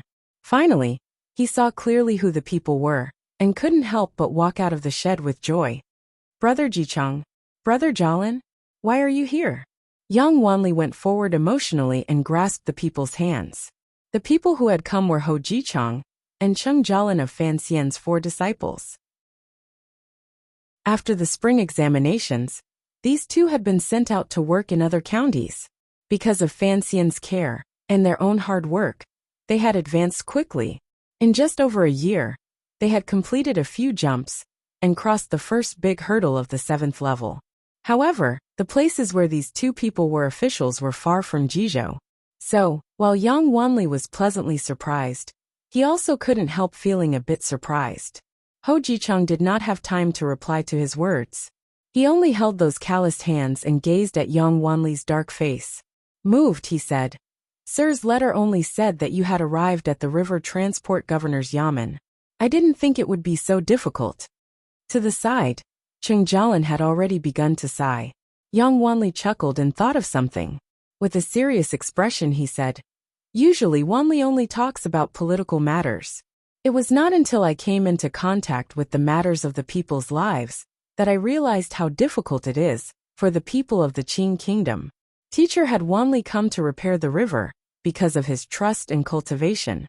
Only after experiencing this personally do I know that under teacher's seemingly unconcerned appearance, there is a heart that worries for the country and the people. The 3 of them fell silent. It was Ho Jicheng who broke the silence and slowly said, According to rumors, the reason you were able to subdue that Northern Qi Saint girl was all because of the words you said in the Northern Qi royal palace. Speaking of Northern Qi Saint girl Haitang, even though these 3 were all Fan Xian students, they still couldn't help but laugh up their sleeves. Yang Wanli suppressed a smile and asked, What words? Ho Jicheng turned around and looked at the laborers on the embankment at his feet, and the roaring river not far away. With a sigh, he said, "First worry about the worries of the world, then delight in the joys of the world." I was thinking back then, we seem to have underestimated Sir. First worry about the worries of the world, then delight in the joys of the world. The three of them chewed on these words in their hearts. A sense of respect rose involuntarily. Teacher, although he looks tired, he actually has a pure heart. Yang Wanli thought of everything he had seen and heard these few months, the importance Fan Xian placed on the river transport, and the changes that had happened to Jiangnan because of Fan Xian's arrival. He couldn't help but sigh in admiration. Beside the bamboo shed on the embankment were other officials of the river transport yamen. Ho Jicheng noticed that Yang Wanli kept using the word teacher, and couldn't resist coughing a few times in a low voice to remind him. In front of outsiders, it's best to call him sir. Otherwise the court will say we have formed a clique. A gentleman has friends but not cliques. If we really want to form a clique, I am willing to be teacher's lackey. Yang Wanli smiled slightly and said with a calmness that was different from his in the past. Everyone under heaven knows that we are the four disciples of Fan Xian. As long as we are working for the benefit of the people under heaven, why should we care about other people's words? Ho Jicheng was slightly startled, then he laughed loudly and said, "That's true. I'm still a bit intentional. It looks like Wanli has indeed improved a lot in this half year. Following at teacher's side is indeed beneficial for cultivating one's character." Cheng Jialin also said enviously, "We are officials outside while you are in Jiangnan. Who knew that teacher would go to Jiangnan?" Yang Wanli smiled and said, "I haven't been with teacher for many days, but that kid sure Chanli. If you go to Suzhou to see, you will know how much teacher has changed him." Speaking of this, only now did Yang Wanli remember to ask, "Where are you going?" Cheng Jialin smiled slightly and replied, "During this half year, teacher has been reorganizing the government in Jiangnan, and there have been a number of vacancies. So the Ministry of Appointments is transferring me to Suzhou." Yang Wanli nodded happily. He knew that Cheng Jialin going to Suzhou would certainly be of help to Fan Xian. "What about you?" Ho Jicheng smiled and said, "I'm going to Jiaozhou to be a Dianli." Yang Wanli was startled. He thought that this kind of transfer was equivalent to being demoted. He didn't understand why Fan Xian would make such an arrangement. Ho Jicheng did not explain anything. He only knew that Sir Fan Jr. had his reasons for wanting him to go to Jiaozhou. Furthermore, according to what the teacher had said in his letter, of the four of them, only he could manage to do such a sinister funeral. Worry about the world first? In the Jiangnan water village, Fan Xian lay on a bamboo chair on a large boat. Looking at the sky full of stars, he couldn't resist sighing and saying, "I came to this world to enjoy happiness, not to worry about the country and its people." On such a night, the large boat sailed along the river. It had long left Hangzhou. After spending a month by the West Lake, Fan Xian had carefully studied the medicine Fei Jia had left behind. He discovered with some annoyance that what Ku he had said was probably true. However, Fei Jia seemed to feel remorseful, and didn't say a word about Fan Xian's invitation. He didn't know where that old pervert was hiding. However, Wanner persisted in drinking the medicine, so his body gradually recovered. Fan Xian's mood was much better. His hatred toward Northern Chiku, he had also decreased. As for the matter of having a child, he was not in a hurry. He wasn't even 20, so what was there to be anxious about? After all the matters in Jiangnan had been settled, he brought everyone around him onto the large boat the Navy provided, and began to travel along the Jiangnan waterways. Their destinations were, without a doubt, Wuzhou, Jiaozhou and Danzhou. At this time, it was late at night. Wanner, the third prince, and the others had long fallen asleep. There was only Fan Xian and Lin Debao lying side by side on the quiet plank. Even the swordsmen of the 6th Bureau, and the Tiger Guards, who were usually hidden in the dark, had been called down by Fan Xian. Fan Xian couldn't sleep. Debao had slept too much during the day on the boat, so he could endure a little. The two of them lay side by side and ate the delicious pastries of Jiangnan, as they talked randomly. The world had never understood why Fan Xian had such a good relationship with that idiotic brother-in-law. In reality, even Fan Xian himself could not explain it. Perhaps it was because when talking to Debao, he could obtain an unprecedented ease. He didn't need to think about anything, and didn't need to be afraid of anything. Furthermore, he didn't need to talk about politics, the world, right and wrong, black and white, good and evil, the death of others or his own death, the white jade square, or the smelly gutter. He only needed to talk about simple and pleasant things like eating. For example, the stars that dotted the night sky above the ship. The river wind blew gently, and the water rippled without stirring. The ship was anchored in the middle of a nameless lake. The reeds around it were far away, and there were no water birds chirping at night. It was quiet. The starry sky above them was lonely and distant. Fan Xian looked at the starry sky above him, and said to Debao beside him, "What do you think the stars in the sky are?" It was sesame. Debao gestured with his wide and plump palm. "The moon is a sesame cake. The stars are sesame." Little Bao said it before. Xiao Bao was the second young master of the Lin family, who had died at Uncle Wu Zhu's hands. Fan Xian's heart jumped. Shortly after, he smiled slightly and pointed at the stars and the crescent moon in the sky. "I don't know if it's Xiaobing or not. I only know that the Qing Kingdom's starry sky also has a moon and those stars. Furthermore, strangely, there is also a sun during the day. It was not strange for the sun to appear in the day, and the moon and stars to appear in the night. This was common sense that even children understood." But Debao nodded his head very seriously and said, "Little Xian Xian, I also think it's very strange." Fan Xian sighed and said, "Yes, it is too strange. When I was young, I discovered that this place is still Earth." Volume 5, End of Jiangnan and Jinghua. Note: writing the end summary tomorrow, it's really tiring.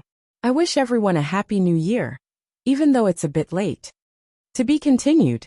If you want to know what happened after, please log on to www.cmfu.com. There are more chapters. Support the author and support the original reading. Chapter 412. First of all, I want to say that I am very long-winded and do not have the ability to write prose, so please be patient and read. In any case, it is a free gift, so raise your hands and salute. It has already been 10 months since I started writing from the year of the Qing dynasty. 300 days passed in the blink of an eye. It passed so quickly that other than the extra money in my account, I didn't even feel any change. But the contents of the book were changing. The Jinghua and Jiangnan volume still stuck closely to the topic. One front and one back, the two lines intersected. Finally, the matter of Jingdou and Jiangnan was explained clearly. However, of the original 150 chapters, there were still a few more in the end. My control was indeed not perfect, but there was never anything perfect in this world, so it was not good to be so strict with myself. In the conclusion of the 4th volume, The Fog of the North Sea, I once said that the Fog of the North Sea mainly wrote about the handover. The romantic figures of the previous dynasty died, and the romantic figures of the present appeared. This volume, Jinghua and Jiangnan, was actually a process of succession. In reality, between the older generation of Shaoan, Zhuang Mo, and Han and the younger generation, there was still the middle generation, represented by the emperor, the eldest princess, and the 4 great grandmasters. Their strength was the strongest. If Fan Xian and Haitang wanted to take over, they had to break through this tough barrier. However, this had to be a long process. Given Fan Xian and Haitang's current strength, they could only slowly wait for an opportunity. Fortunately, that middle generation was not a piece of iron. There would be big problems between them. This was the main content of the last 2 volumes. The succession in this volume was a difficult kind of work. Destruction was always easy, and construction was always difficult. In this volume, Fan Xian fought the princes in Jingdou and subdued the Ming family in Jiangnan. Although he did not succeed completely, he still achieved his desired goal. However, this process was too troublesome. After the troublesome process, Fan Xian finally truly controlled the Overwatch Council and the palace treasury. He began to emit the aura of a bastard. A friend suggested that the 5th volume was written well, but the style was a bit too gloomy. I had to admit that there was nothing I could do about it. Brilliant political battles never existed. In a society with imperial power, One could not rely on criticism and self-criticism to resolve internal conflicts. The reason why I had such a feeling, apart from the content of this scroll, was because I wasn't very good at writing such schemes. My IQ was only at the level of the average person. So when I wrote, it was natural for me to feel gloomy and sluggish. The first half of the 5th volume wasn't too bad. The battle with the eldest princess and the second prince had already been foreshadowed in the first 4 volumes, so it was easier to write. Moreover, there were some new characters that I liked, so I was happy to write it. These people included the first prince, the shadow, the woman. By the time he went down to Jiangnan in the middle, he froze. It wasn't that he hadn't thought about it. He had thought about it a long time ago. But it was written that he was unhappy. Most importantly, Fan Xian's opponent was the Ming family, that insidious, shameless, weak, and bastard Ming family. There were no good people in the Ming family. However, in this scroll, Fan Xian could not do anything to Iron Blood, which made him very unhappy. But on second thought, didn't I write it myself? Why do I have such a problem with the Ming family? If you want to criticize, you should criticize my hands on the keyboard. So here, I have to especially thank Fei Ligua. Yes, it was that Fei Ligua who appeared as a guest in many books. Around the 1st of December, around the time Fan Xian went down to Jiangnan to take in Xia Qifei, I once had a long chat with him on QQ for an entire day. We talked about the years in Jiangnan. Thank you to him for giving me many good ideas, and giving me many good ideas. He gave me serious criticism, and said that I should have some confidence in myself, and not always think that I won't write well. Once I think I can't write well, I really won't write well. And such long-winded words. I really have to thank him. I want all of those ideas. I want all of those ideas too. One by one, I want all of them. My original design is filled to the brim, so even if the style is gloomy, I'm not afraid. I believe that everyone can see the effort in this scroll. Most importantly, I had recovered my confidence. Many people said I was narcissistic. The people who loved me said this on their blogs, as if they were looking at a cute puppy. The people who hated me said this through gritted teeth on the forums. In reality, narcissism was just a strong reaction to lack of confidence. I always thought that I could write better, so I wasn't confident. But later, I finally understood that my writing was good enough. At least, it was worth the money everyone spent on subscriptions. That was enough. I always thought that I could write better, so I wasn't confident.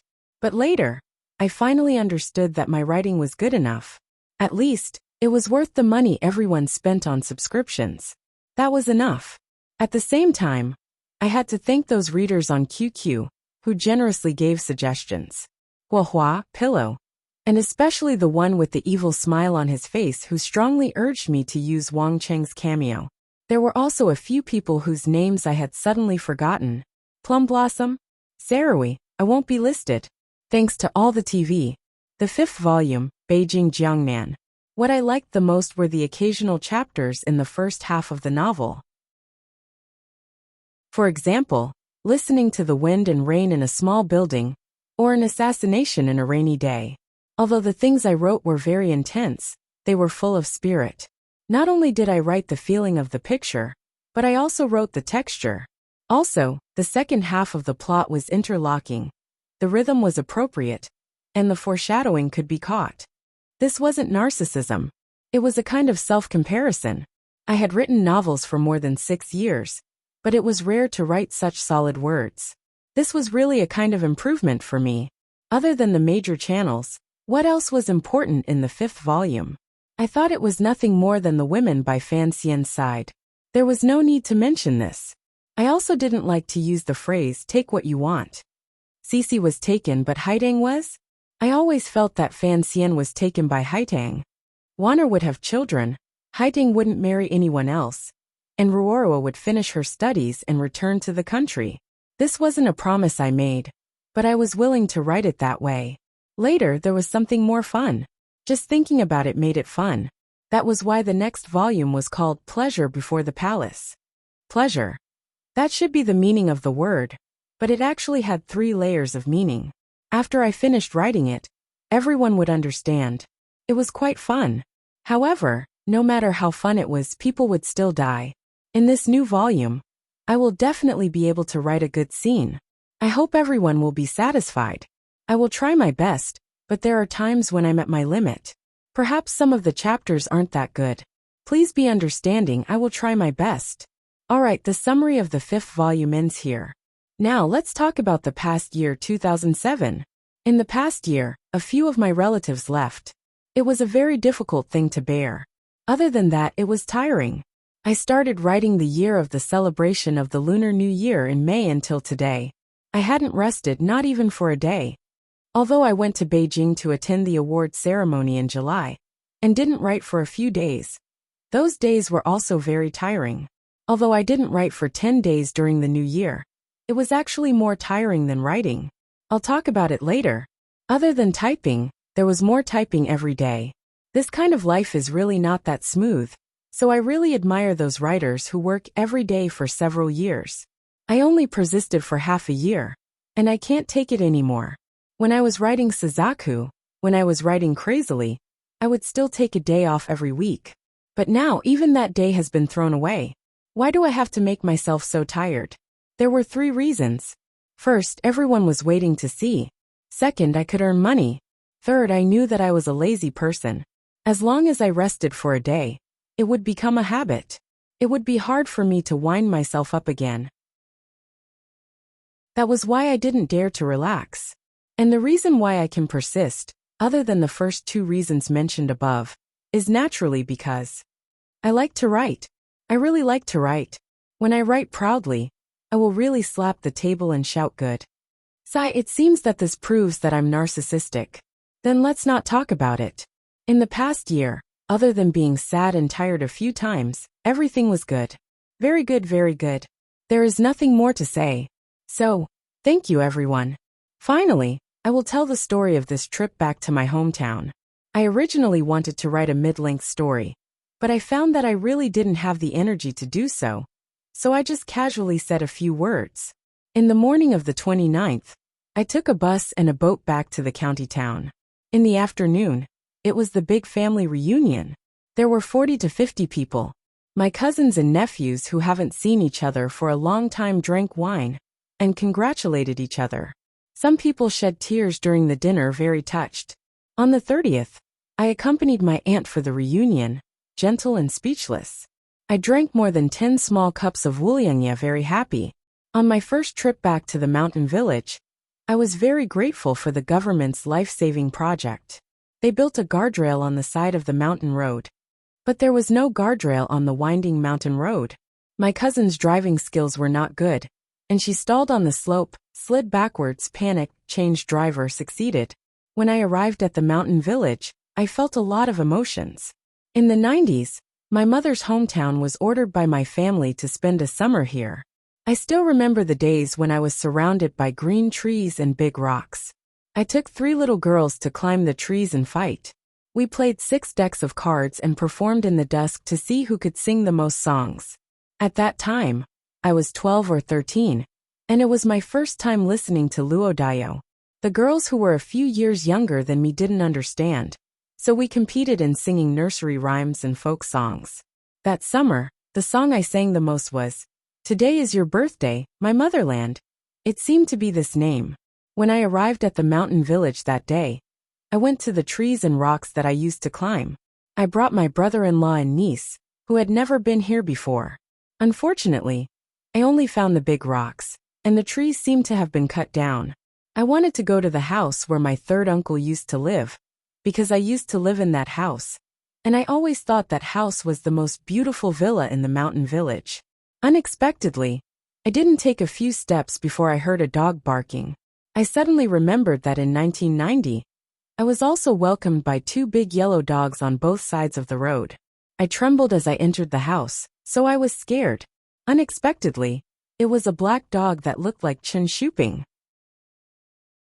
My third uncle had moved to the county town. In the village, there were a few uncles, no, a lot of uncles. They were busy giving New Year greetings, reminiscing, and being moved. 4 days passed in a flash. During these 4 days, there was no internet, no computer, and my cousin's newly built house didn't move the TV over. so I didn't even watch TV. At night, I would stand on the balcony of the new house and stare at the lights on the opposite mountain ridge in a daze. The night in the mountain village was very dark, and the lights really looked like the stars in the sky. It was not a petty bourgeois, although it was really something. The main reason was that we went to the mountain ridge on the second day of the new year. The mountain ridge was called Zhongxing Liangzi, and it was directly opposite our village. There was a river between the two mountains, and there was a stone dam on the river. It was very beautiful. The problem was that the mountain was very high. It looked very high from the mountainside, not to mention the climb up the mountain. But we still had to go there. It was because it was the place where my mother had fought and lived 30 years ago. After she graduated from the teacher's college, she was assigned to teach in the primary school on the mountain. She lived there with her sister and grandmother for more than 5 years. When my mother left the mountain, she was already 8 months pregnant with me. She went down the river to Yichang. I was always curious. How did my mother walk down the mountain with a big belly? My mother was now more than 60 years old. She told us clearly that she couldn't climb up the mountain anymore. As her children, we had to take her place and go to the primary school in the mountain village 30 years ago. Moreover, my sister was also very motivated. She had lived there until she was 5 years old, and her feelings for me were deeper than mine. On the second day of the new year, my sister, brother-in-law, eldest cousin, second cousin, and little cousin went up the mountain. I held the bamboo stick that my niece had made. When we went down the mountain, we met my cousin and her husband. We chatted for a while before crossing the river and climbing to the other side of the mountain. I decided to give up. I was tired. I was so damn tired. My eyes began to sparkle. It showed how my typing job was harming my body and how hard it was to climb that mountain. I didn't need to describe my feelings in detail. Anyway, my sisters and brothers had coaxed me and tricked me. We took 3 steps at a time and finally reached the top. The top of the mountain was flatter than the middle of the mountain. There were fields and houses. Of course, there were people there. And there was an elementary school. The old school from 30 years ago had been demolished, but the new school was still on the mountain. We first went to the new school and took some pictures. In a noisy classroom, we found many people playing pai gow and gambling. Then, we went to the old school and chatted with the residents next to the school. We found that the old school had been demolished, and only a dam was left. My sister sighed and said that we used to play on this dam. It was foggy and cold at the top of the mountain. I couldn't describe it. When I went to the department store to buy water, I heard a name. It was something called Chui.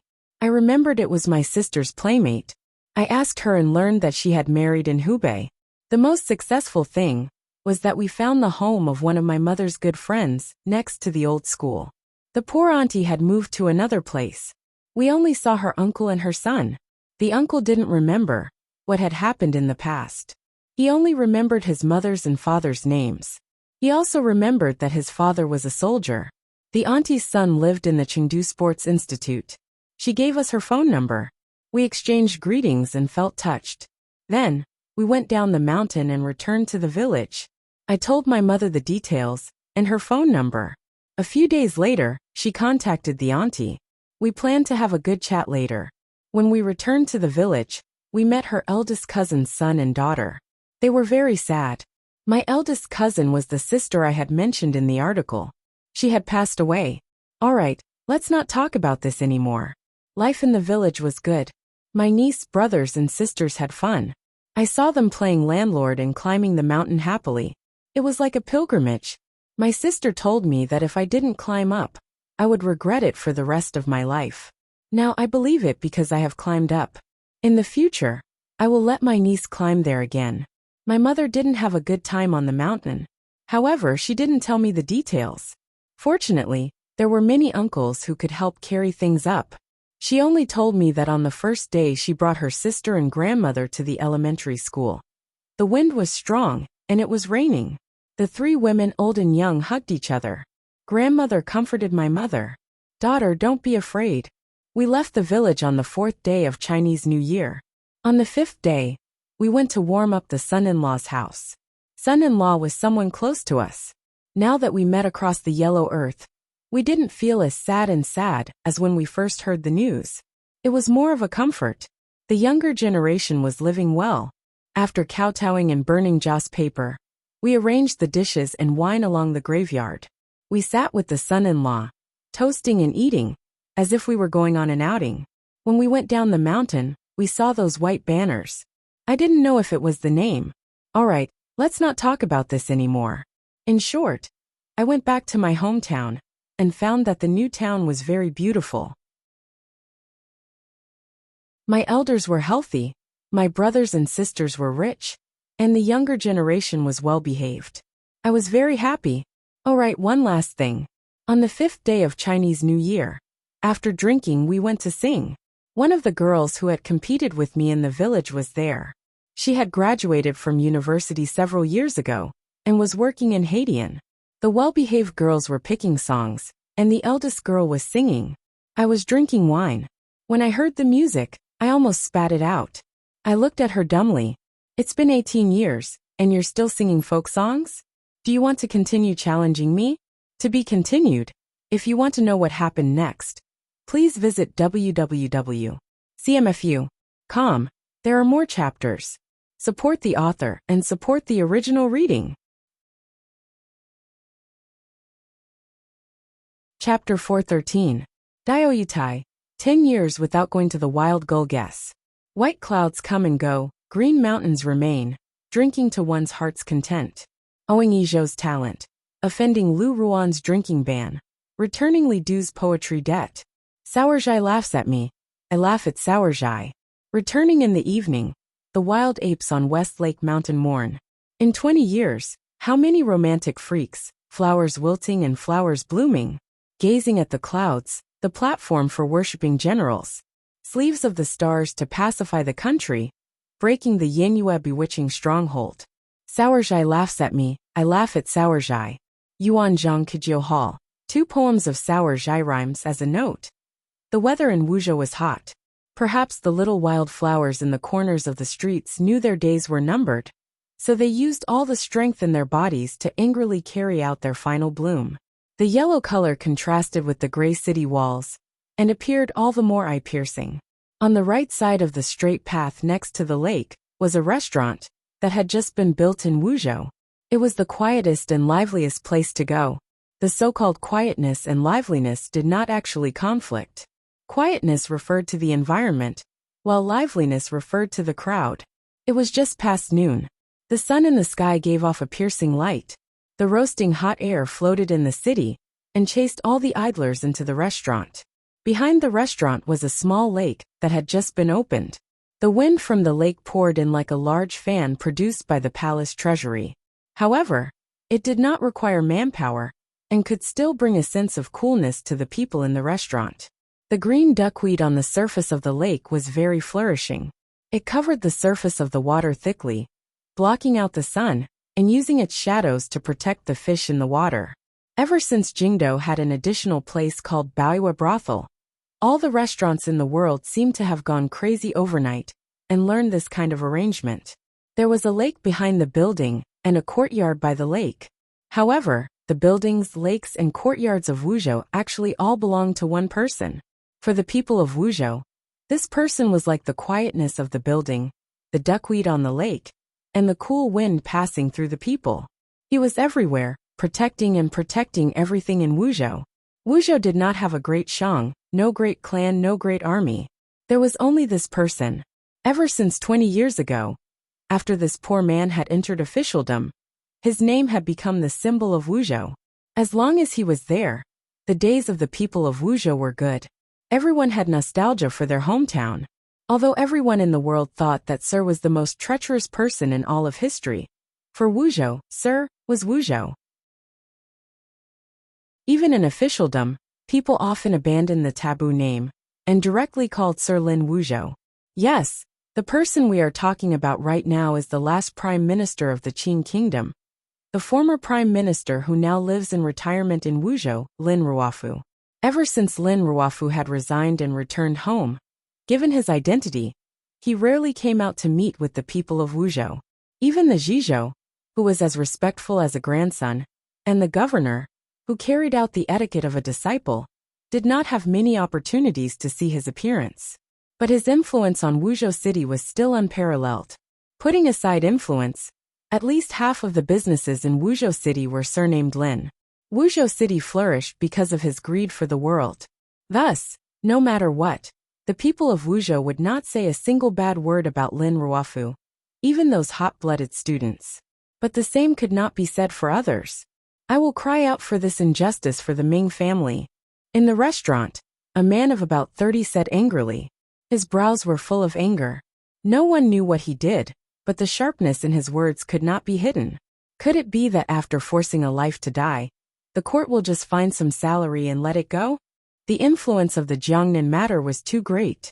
It also affected the Wuzhou region of Jiangbei. In the present world, there was much discussion about the Jiangnan matter. After all, Qing Kingdom was not a sealed-off country that strictly restricted speech, and the 8th Bureau of the Overwatch Council did not have the ability to supervise all the places outside of Jingdou. Thus, when people discussed, they were very bold. Because of the old Ming matriarch's abnormal death, the reputation of the imperial envoy patrolling Jiangnan Road, Fan Xian, had taken a great hit.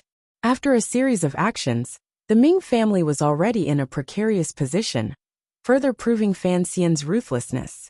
The people of this world often sympathized with the weak, so in the discussion, there was some disdain for the government. However, ever since Fan Xian had stepped onto the stage, he had been too dazzling. Even the darkness of the Overwatch Council could not take away his brilliance. Thus, not everyone was crying out for the Ming family's injustice. Those young students, who had gotten the news from somewhere, once again leaned closer to the side of the leader of the scholars, Sir Fan Jr. When all was said and done, not many people believed that Sir Fan Jr., who had a belly full of poetry, would covet the Ming family's silver. The Ming family? What injustice! A young man in his early 20s laughed mockingly and said, "He is nothing more than a bandit who colludes with pirates to kill people and steal goods. For Sir Fan Jr. to deal with them is the fortune of the court and the fortune of the people. Only an idiot like you would do such a foolish thing." The middle-aged man's anger flared. He slapped the table and said, "Where did these pirates come from? Don't try to slander me. I am from Suzhou. The old Ming matriarch is merciful. She is already dead. How could she allow a child like you to carelessly frame her?" The young man who had argued with him earlier was a scholar from Wuzhou. Hearing the middle-aged man announce his background, only now did he know that he was a traveler from Suzhou. He couldn't help but laugh coldly. Waving his fan, he said, "This matter has long spread throughout the scholar community. The Ming family, do you really think they are so clean? On the other hand, Sir Fan Jr., dare I ask, do you know what kind of shameful things Sir Fan Jr. has done?" The Suzhou merchant paused and thought about it carefully. He realized that Sir Fan had been working for the court in Jingdou these few years. If one were to say that he had done something evil, there was indeed no way of saying it. The Wuzhou scholar smiled slightly and said, "Can't think of it, right? Sir Fan Jr. is a gifted talent and has maintained his integrity. He uncovered the scandal in the spring examinations and went to northern Qi to spread the might of the country.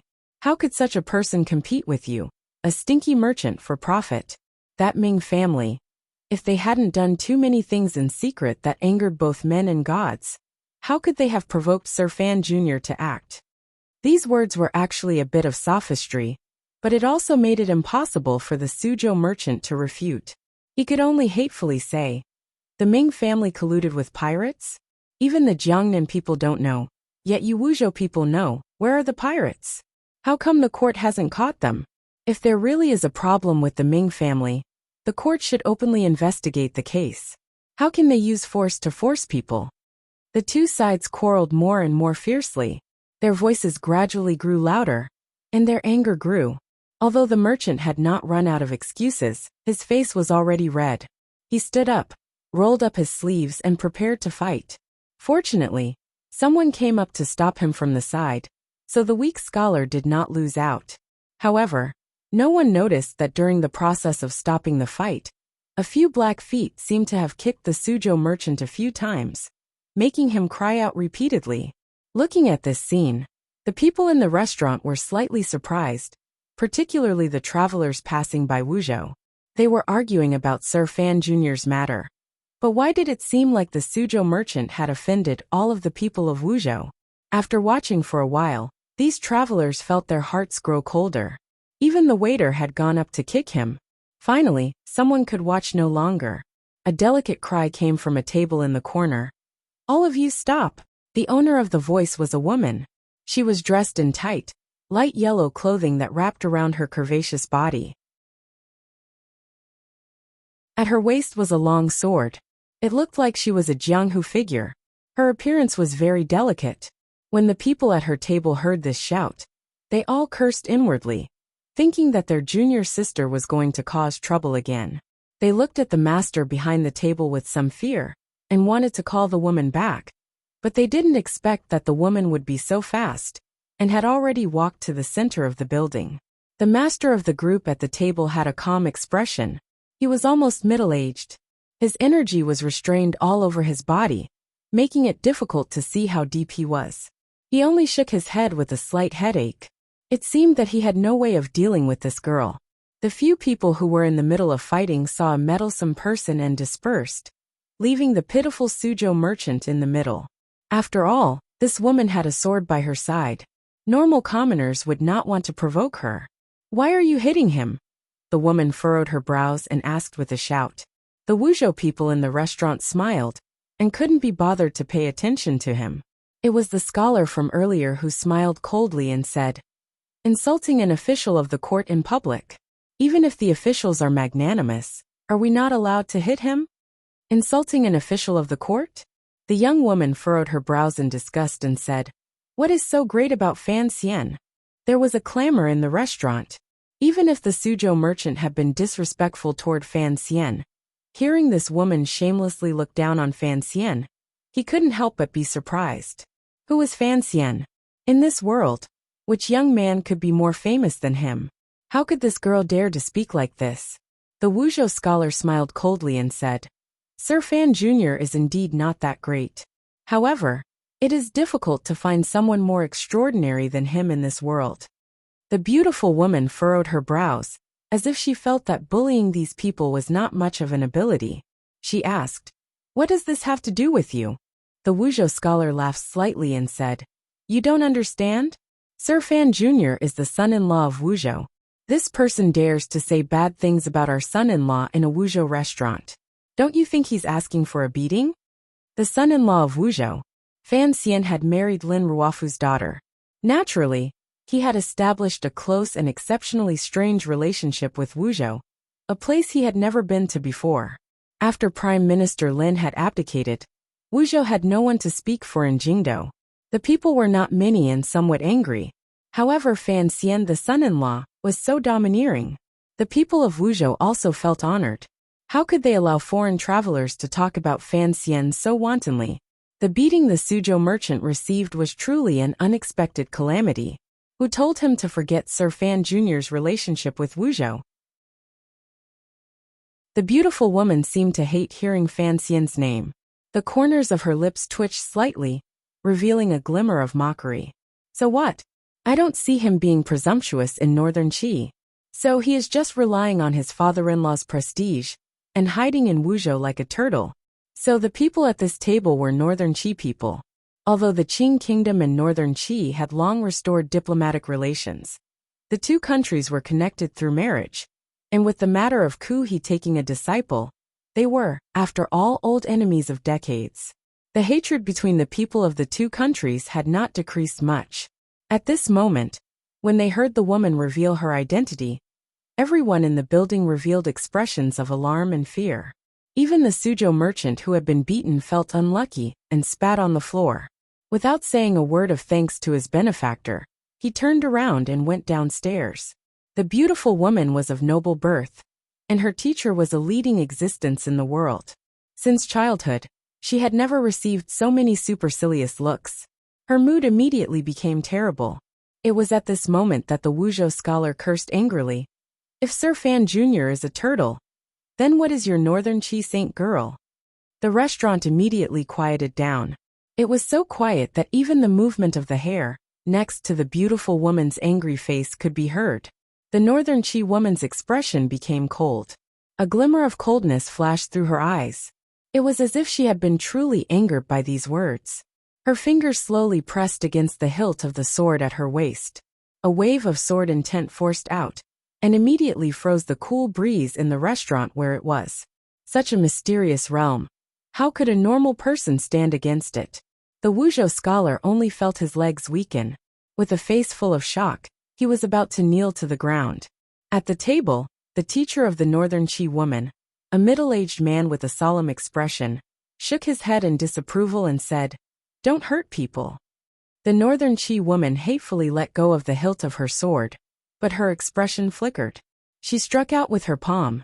At this moment, a gray shadow flashed and blocked in front of the Wuzhou scholar. The middle-aged man at the table furrowed his brows.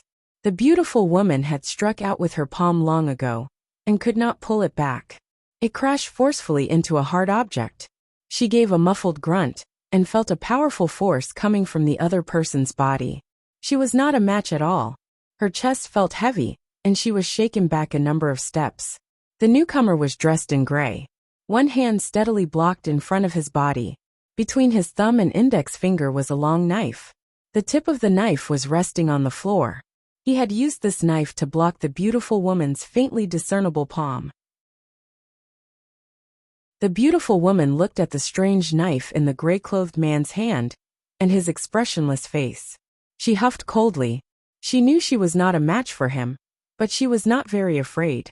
Her teacher and fellow disciples were all sitting at the table behind her.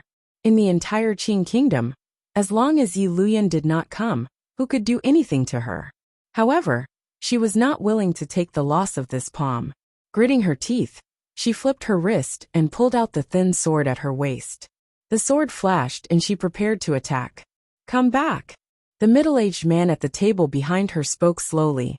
Although his voice was light, it had an authority that could not be resisted. The girl angrily stamped her feet and retreated to the side of the table. Unwillingly, she said, "Teacher, let me fight again. I don't believe I can't beat him." The middle-aged man smiled slightly and said, "Last year in Shangjing, even your brother, Pu Zhucheng, lost to this man. How can you be a match for him?" The girl paused and turned her head to look. She saw the ace who had appeared out of nowhere bow to her teacher. "Sir Lang Tiao, long time no see. Brother Gao, long time no see. What a coincidence today."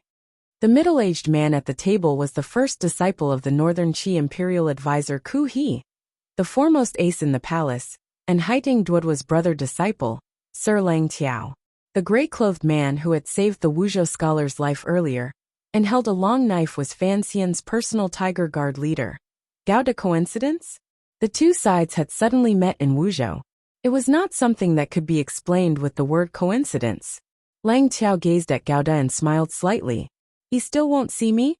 Gao Da's expression did not change. He respectfully replied, "The journey has been tiring.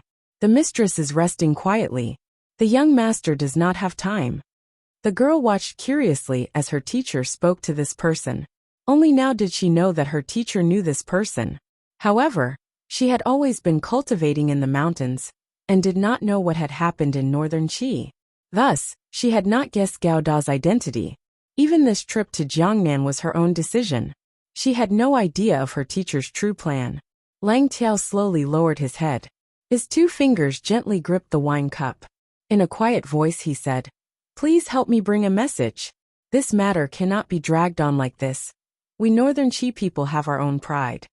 After saying this, Lang Tiao rose and prepared to lead his group of disciples out of the building. At this moment, a bamboo curtain by the side of the building moved slightly. A handsome and delicate young man slowly walked out from behind the curtain. This young man's appearance was very elegant. His lips were thin and slightly pursed. There was a harmless smile on his face. However, there was a glimmer of a heart-chilling meaning in this smile. Lang Tiao stopped his leaving steps and looked meaningfully at the newcomer. This young man only nodded his head slightly in greeting before turning his face away. With a not-quite-there smile, he gazed at the noisy girl and said, "This is within Qing Kingdom territory. Do you think you can just leave after committing murder on the street?" Lang Tiao was slightly startled. He didn't know why someone of his status would make things difficult for his female disciple. He was about to say something when he saw the young man firmly wave his hand to stop him. Lang Tiao helplessly shook his head. The northern court relied on this young man for too many things, so he could only let him play. The northern Chi girl didn't know who he was, and thought he was another pedantic scholar, who only knew how to provoke people with words. She smiled coldly and said, "My name is Wei Yingning. What advice do you have for me?" Wei Yingning. The young man looked at this elegant girl. His eyes lit up, connecting the information he had received recently, as well as Lang Tiao's purpose in coming south. He immediately understood why this girl was so angry earlier. He turned to Lang Tiao and asked, "Your disciple?" Lang Tiao smiled and nodded. The young man scratched his head. "She is Wei Hua's sister?" Lang Tiao nodded again, and found it funny. He prepared to see how this young man would handle this matter. No one expected that the young man only made an "oh" sound and didn't ask anything else. He turned to face the girl called Wei Yingning, and said in a quiet and warm voice, "Seeing that there are no bad consequences, leave the sword behind, and I'll let you off this time." Leave the sword behind? Wei Yingning was furious. Tianyi Dao placed great importance on the inheritance of one's teacher. The sword at her waist was given to her by her teacher. As the saying goes, if the sword exists, the person exists. If the sword dies, the person dies. How could she just leave it behind? She smiled coldly and said, "Who are you? How can you speak so arrogantly?" A glimmer of anger finally appeared between Lang Tiao's brows. It was as if he had not expected this young man to be so ungrateful. The young man gazed at Wei Yingning and smiled slightly. "Putting aside who I am, I know who you are. You are Wei Hua's sister, and I call your old father brother at the table. You can be considered my junior. What's wrong with me disciplining you?" He then turned to look at Lang Tiao and smiled coldly. "Is it very interesting to use such a shameless method to force me to appear?" Lang Tiao gave a bitter laugh and sat back down. The disciples in his group saw that their disciple's sister was being humiliated while their teacher, who enjoyed great prestige in Northern Qi, did not care. They couldn't help but feel shocked. Wei Yingning listened to his words, and did not believe it at all. Her father was Marquis Chongning, the brother of the Northern Qi Empress Dowager. How could he call this beautiful young man, who was like a woman, brother? Her lips trembled slightly in anger. Pointing her sword forward, she shouted, "Don't speak nonsense." The young man looked at her disapprovingly. He thought to himself that such a violent and bad temper was not like Wei Hua, that little thief. Rather, it was very much like Marquis Chongning, that old drunkard. Putting aside his relationship with her family, just the trouble that the old Northern Qi whore had caused for him was enough for him to teach her a good lesson today. He waved his hand and moved like lightning. The tip of his finger gently touched the web between Wei Yingning's thumb and index finger. Gently and skillfully he snatched the sword away. This move was as fast as lightning. More importantly, there was no warning. The movement was very minute. What a beautiful little trick. Wei Yingning stared blankly at this scene, as if she had seen a ghost.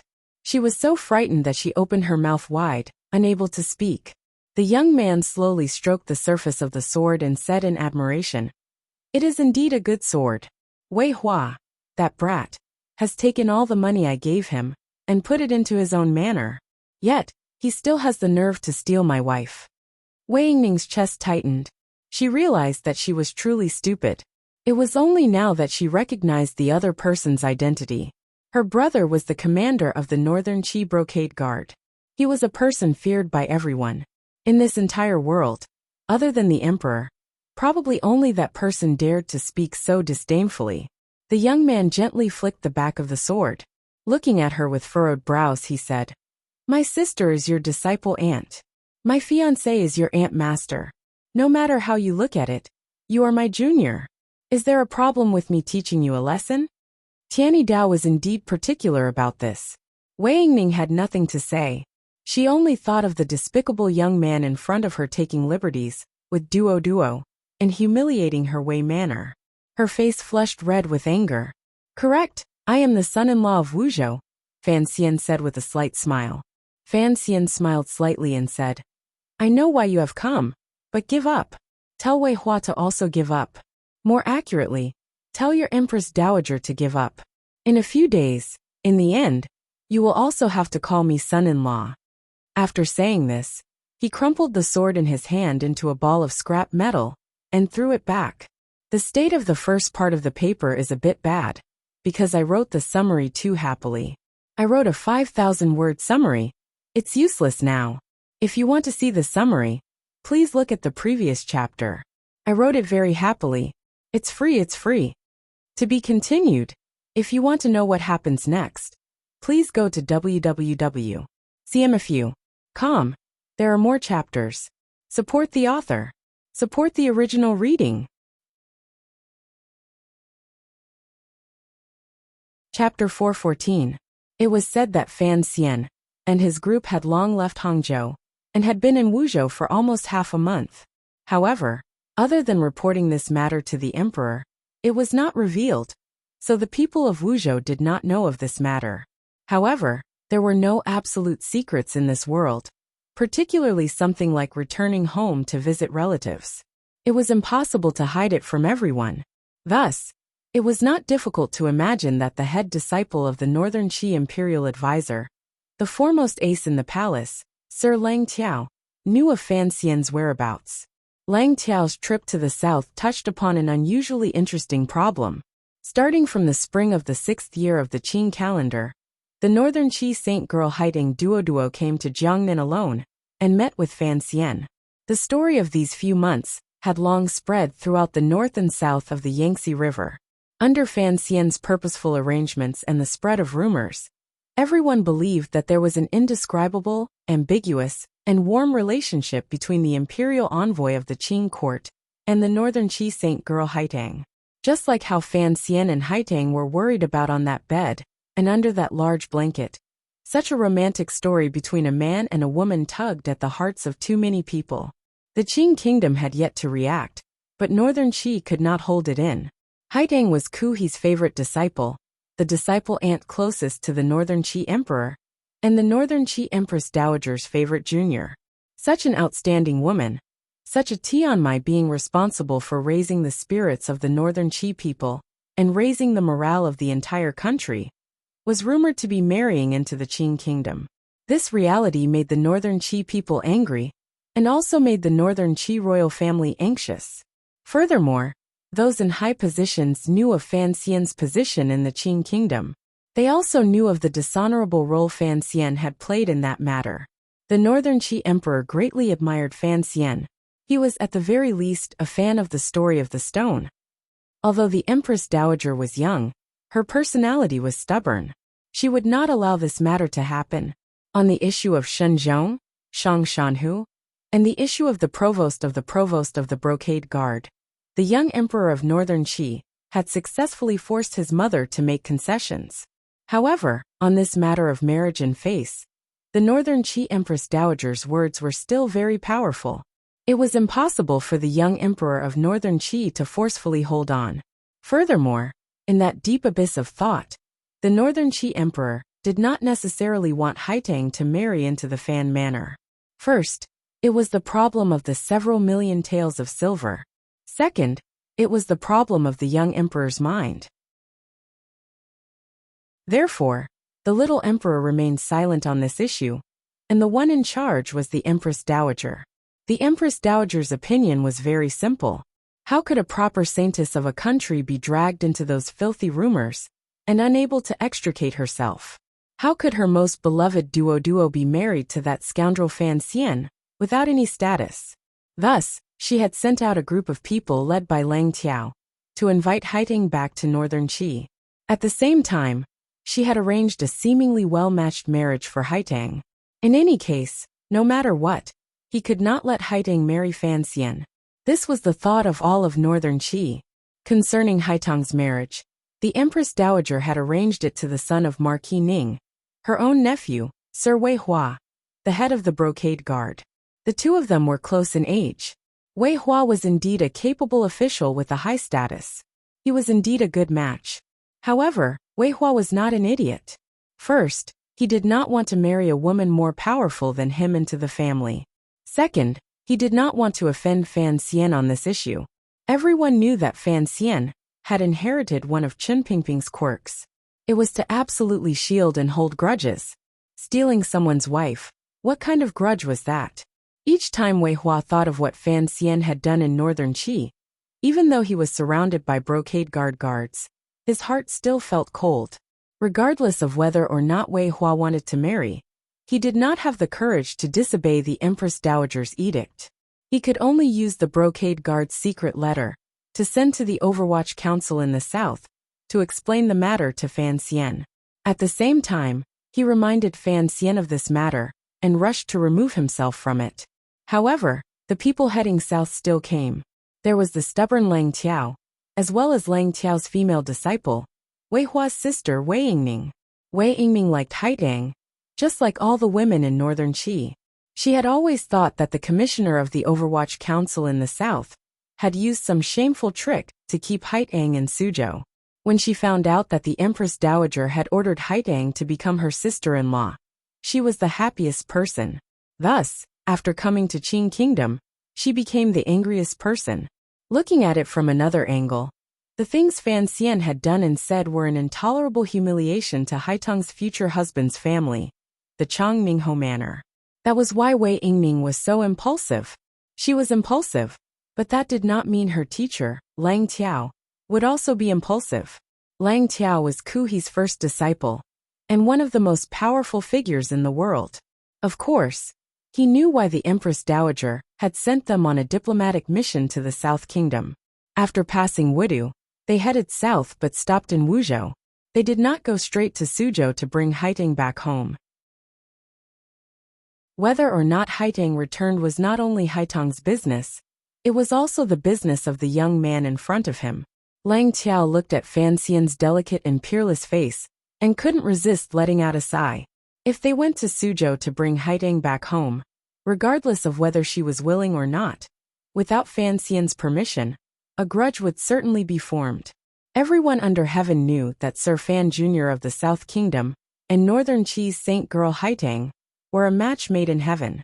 Even someone as proud as Lang Tiao did not dare to provoke Fan Xian too much on this issue. Without Fan Xian's permission, they wanted to bring Haitang back to northern Qi. They were also afraid that they would face the pursuit of the Qing army. Thus, he had them stay in Wuzhou. He wanted to meet with Fan Xian and report this matter. However, Fan Xian clearly knew that these people were in Wuzhou, yet he continued to avoid them. This was normal. If he knew that his wife's paternal family had sent people to marry his wife to someone else, who would have the time to pay attention to it in northern Qi, it was already good that he did not send an army to wipe them out. This was the background and prelude to the series of conflicts in the restaurant. The northern Qi people in the restaurant heard Fan Xian's frivolous words, particularly the son-in-law and son-in-law, and couldn't help but feel angry. They thought that the Qing people were indeed shameless. Even someone as talented as Fan Xian could not be free from vulgarity. Every time he did things, he acted in a lowly manner. How could he talk about the matters between a man and a woman without the orders of his parents and the words of a matchmaker? Lang Tiao was someone who understood Fan Xian. He laughed bitterly and said, "You know this matter is impossible. Why are you so stubborn?" Fan Xian rubbed his nose, as if he had smelled something unpleasant. He smiled coldly and said, "Eldest brother, I don't know what matter you're talking about." Lang Tiao was Haitang's eldest brother disciple. Because of this, Fan Xian's tone was rather respectful. However, when these words fell into Wei Yingming's ears, she couldn't help but feel irritated. She really was his niece. Lang Tiao thought for a bit and smiled. Clapping his hands, he had his disciples leave the restaurant. Fan Xian also smiled. Lifting the front of his robe, he naturally sat directly across from him. An Overwatch Council subordinate had long since brought them tea. The two of them sat across from each other at the table and faced each other without words. A moment later, Lang Tiao warmly said, "Even if you keep avoiding me, I will eventually have to go to Suzhou." Fan Xian nodded and smiled slightly. The scenery in Suzhou is not bad. Duo and I often go shopping. We both like it. Lang Tiao's gaze narrowed slightly, and he changed the topic. There are many things that you can't do as you please. Fan Xian avoided the question and straightforwardly said, Speaking of which, in my life, there is nothing I can't do if I want to do it. Lang Tiao's brows furrowed. He didn't know what to do with the scoundrel in front of him. He could guess some of Haitong's thoughts, so he increasingly felt that the mission the Empress Dowager had given him was troublesome. Fan Xian glanced at him and smiled lightly. The Northern Qi Empress Dowager wants you to go to Suzhou, so you should go. As for whether or not you can take her away, what does that have to do with you? Lang Tiao listened to these words and thought for a moment. Then he smiled. There was a glimmer of profound meaning in his smile. You're so confident because you're certain that Duo won't return with me? Fan Xian was silent and didn't say anything. In this matter, Haitong's will held the most important position. No one could change anything. Regardless of whether it was Northern Qi or himself, they were all vainly trying to influence her choice. Lang Tiao warmly said, Perhaps you're wrong on one point. I came to Wuzhou to see you not because I need you to help me persuade her. I just want you to know that we're preparing to take her back. This is a matter of etiquette, not asking for your approval. Fan Xian gritted his teeth slightly and said in a cold voice, Isn't her problem also my problem? I'm afraid. That's not what she thinks. Lang Tiao smiled slightly and gazed at him. I'm the eldest disciple who watched her grow up. Although you're on good terms with her now, I'm afraid I'm still a bit more aware of what she truly thinks. She is a proud person. Think about it, will she always stay in Suzhou? Fan Xian was silent again. He knew what Lang Tiao said was correct. Duo looked like a village girl, and did things gently. But deep in her bones, she had developed a powerful confidence and pride because of her powerful abilities. It was indeed difficult to have such a woman wait for him in Suzhou. Most importantly, Fan Xian asked himself, up until now, he could not promise her anything. This was a love story, a story of a stallion. In reality, this was a story between people. It was somewhat sad and somewhat helpless.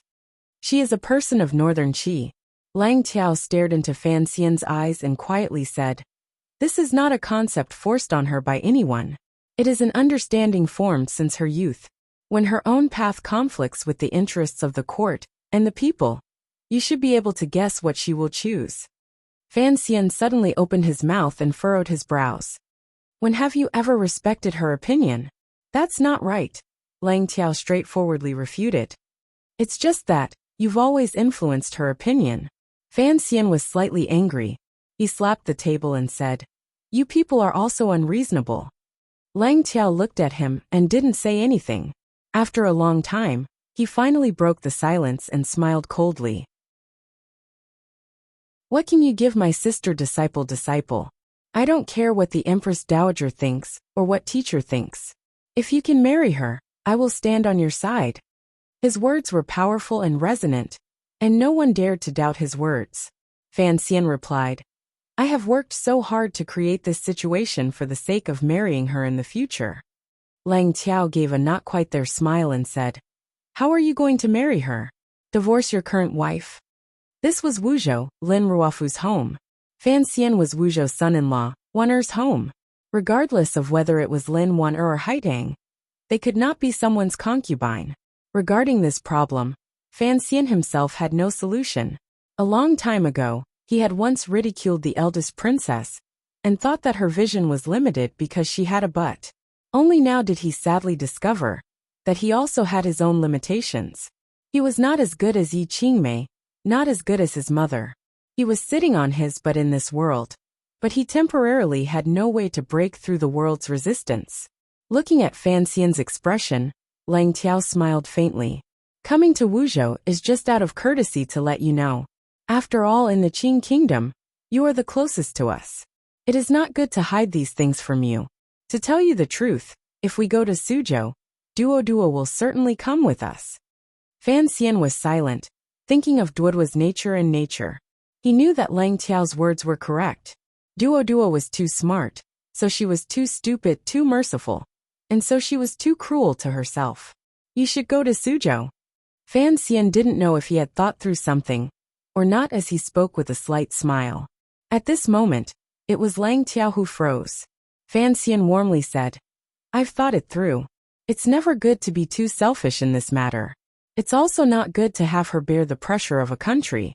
If she wants to go back, then go back. It's like returning to her maternal home. Lang Tiao sensed a trace of uncertainty in his words. Fan Xian continued to smile. So what if I go back to Northern Qi? You know your junior marshal sister. How could she marry Wei Hua? Your family's Empress Dowager's thinking is too simple. Lang Tiao grunted. Fan Xian closed his eyes slightly. A mocking smile rose to the corners of his lips. Even if you asked Imperial Advisor Ku He to come out and Haitang was forced to marry. But what? But in this world, who would dare to marry her? Fan Xian stared into Lang Tiao's eyes, and said the most arrogant thing he had said since his rebirth. Mockingly and coldly he slowly said, Everyone under heaven knows she is my woman. Who dares to offend me and marry her? Does Wei Hua have the guts? There was a death-like silence in the restaurant.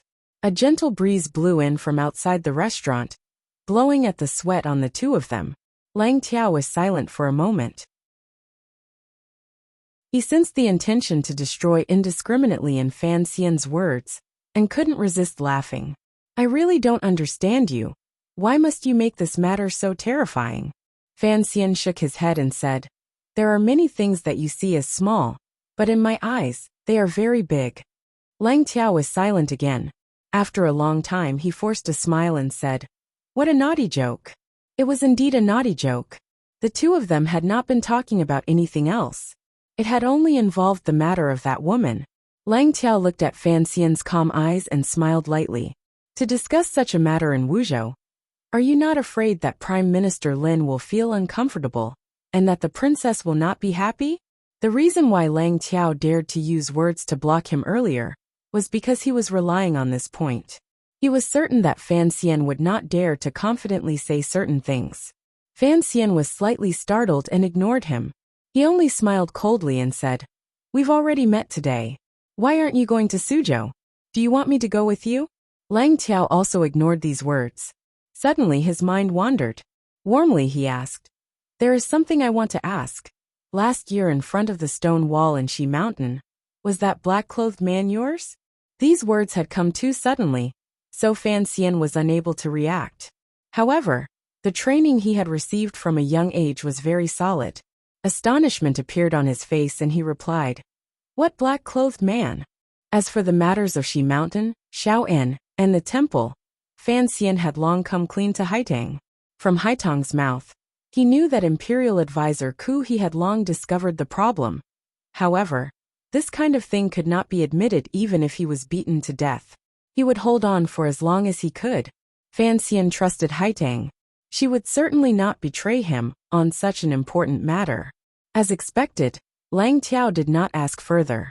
He only quietly said, Since it is so, then we won't talk about it anymore. I'm going to Suzhou. You're in Wuzhou. I can only hope that there won't be any problems in the future. There would definitely be problems. Fan Xian was calm. In a quiet voice he said, There will be problems. If you dare to disregard her wishes. No matter who. Even if your teacher appears, if you force her to marry, believe me, truly please believe me. Very gentle words, but Lang Tiao's heart was slightly cold. Having already reached the upper 9th level, he had long seen that although Fan Xian had advanced unusually during this half a year, he was still not as experienced and ruthless as himself. Hearing these warm and gentle words, he still couldn't help but feel a chill in his heart. Believe you about what? Fan Xian smiled slightly. If you dare to force my second wife to marry, I will certainly think of a way to destroy Northern Qi. Lang Tiao was silent. Regardless of whether or not Fan Xian's threat could be carried out, given his relationship with Northern Qi, if such an important figure valiantly threw himself into the Qing Kingdom's Iron Blood faction, it would still be a loss no one could bear. Believe me, Lang Tiao also said warmly, I will not let my sister disciple marry someone she doesn't want to marry. Fan Xian thought for a bit and smiled. Extending his hand, he shook Lang Tiao's wide and strong hand. This is a man's promise. A glimmer of a smile suddenly flashed through Lang Tiao's eyes. Perhaps it's not just a man's. Fan Xian was slightly startled and ignored him. He only said, To answer your earlier question, regarding the matter of duo, I am only following my father-in-law's wishes. Regardless of whether or not I can marry her, at the very least, I cannot let someone else marry her. Fan Xian's father-in-law was Lin Ruofu, Lin Waner's father. Who would have thought that this old man would set down such a rule for Fan Xian? Probably no one would have thought of this. To be continued. If you want to know what happens next, please log on to www.cmfu.com. More chapters. Support the author. Support original reading.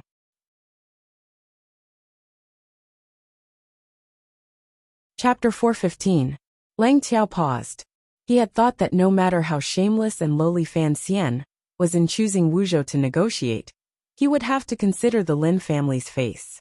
Who would have thought that the previous prime minister of the Qing kingdom would be as shameless as his son-in-law? Furthermore, his skin was thick to such an extent. Was there still law? Was there still justice? This is a question of morality. Lang Tiao stood up and said to himself in his heart. He didn't want to say anything more about Fan Xian. He raised his hands in a salute and took his leave. The restaurant returned to its usual calm. Fan Xian let out a breath and wiped the sweat from his forehead before sitting back down at the table. He did not feel very nervous. As for the people from northern Qi, they would not make him feel troubled. In any case, he understood Haidang. That woman's temper was something even he could not grasp. Even if they temporarily left Suzhou, there would always be a day when they would meet again. As the saying goes, although the Jianghu was far away, there would always be a time when saliva would flow. What truly made Fan Xian nervous and uneasy were the contents of Lang Tiao's silent curses earlier. This was, after all, Wuzhou Prime Minister Lin's hometown. What would Wanner think if he discussed the problem of him and another woman with guests from far away? Where would Prime Minister Lin put his face? How would he explain it to his family? That was why he had been avoiding Lang Tiao. Part of the reason was because of this consideration. He had come today because Lin Ruofu had very openly and honestly had a conversation with him. It was because of this that he had enough skin and shamelessness to discuss these things with Lang Tiao. The northern Qi people took the broken sword that had been twisted into a dough and boarded the carriage heading south. As for what would happen in Suzhou, Fan Xian no longer wanted to care. He didn't have the ability to care. He could only wait for Deng Ziyu and the others to send back some news. He stood by the railing of the restaurant and looked at the figures of the people. He stared at the young lady of the Wei family, who was still seething with anger. A bitter smile rose involuntarily to the corners of his lips. He couldn't convince Haitang, and Lang Tiao couldn't either.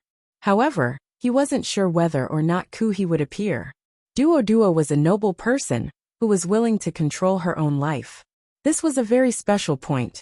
Shortly after, he thought about the matter of returning to Wuzhou and couldn't help but feel a glimmer of guilt in his heart. Naturally, it was toward Wanner. No matter how he thought about it, he couldn't think of a good way to handle it. Only then did he gradually feel Zhang Wuji's pain and happiness in the past. However, he knew that he was not as hypocritical as Zhang Wuji, but he was even more shameless. He shook his head and opened the front of his robe, letting the wind outside the restaurant enter his clothes and cool his mind. Then, he followed the footsteps of the guests downstairs. Although he had not come to Wuzhou with great fanfare, after staying in the Lin family's manor for so many days, the news had long spread outside. The Wuzhou Zhizhou had long prepared generous gifts to visit, and the common people in the marketplace had guessed that the son-in-law was on vacation in Wuzhou. When Fan Xian's carriage traveled down the street, no one came to disturb him. Not a single citizen would expose this matter. The people of Wuzhou only saw the carriage and bowed slightly, silently saluting. This kind of respect, which carried a glimmer of distance, but also came from the heart, made Fan Xian very happy. From this matter, he could clearly see just what kind of position and reputation his father-in-law had in Wuzhou. However, he had not thought of one thing. The Wuzhou people's respect for him was not only because of old Prime Minister Lin, but also because of Sir Fan Jr.'s own reputation. The Wuzhou people were very proud of this son-in-law. When the carriage returned to the terrifyingly large manor of the Lin Manor, Fan Xian quickly rode to the back hall. The first thing the old man, who was playing with the emerald snuff in his hand, said was, "Those who do great things need to be thick-skinned and black-hearted." Fan Xian was silent. He found a chair and sat down. In a quiet voice he refuted, "This has nothing to do with those things." The old man playing with the snuff was Prime Minister Lin Ruofu, who had returned to his hometown to retire. In a year's time, this once second-to-none major figure in Qing Kingdom had become like a kind old man in the countryside. His hair was combed softly, and he wore a comfortable unlined garment. On his feet was a pair of half-shoes without heels. However, there was a glimmer of tiredness and boredom in Lin Ruofu's sunken eyes. Perhaps it was because he had left the scheming of the court. This kind of indifferent cultivation made his spirit not as great as it had been in the past. Lin Ruofu listened to Fan Xian's reflexive retort and couldn't resist smiling slightly in criticism. "Do you really think this is just a matter of love between young men and women?" Fan Xian was silent for a moment. He then said, "I don't think in essence there is much difference." Lin Ruofu's hand, which had been incessantly stroking the snuff bottle, stopped. Looking at him he said, "Is that so? But once this matter develops, it will not be so simple. If that woman did not have the identity of Northern Qi's sage girl, and did not have a connection to the Northern Qi royal family, would a matter of love between young men and women? Do you think I would allow you to have such thoughts after being married for less than 2 years? Would the emperor silently allow you?" Fan Xian understood this logic. If it was not for the fact that marrying Haitang would bring some benefits to himself and the people behind him, no one would stand on his side. Particularly from Lin Ruofu's standpoint, there was no reason for him to help his son-in-law find a mistress. "Father-in-law," Fan Xian forced a smile and said, "The one who told me to go be ruthless is you, and now the one criticizing me is you. What should I do?" Hearing these words, Lin Ruofu couldn't help but laugh. "What you said last night was very much to my liking. I don't care what your relationship with that woman is like. As long as your position in court is more stable, my Lin family will be more stable." Fan Xian nodded.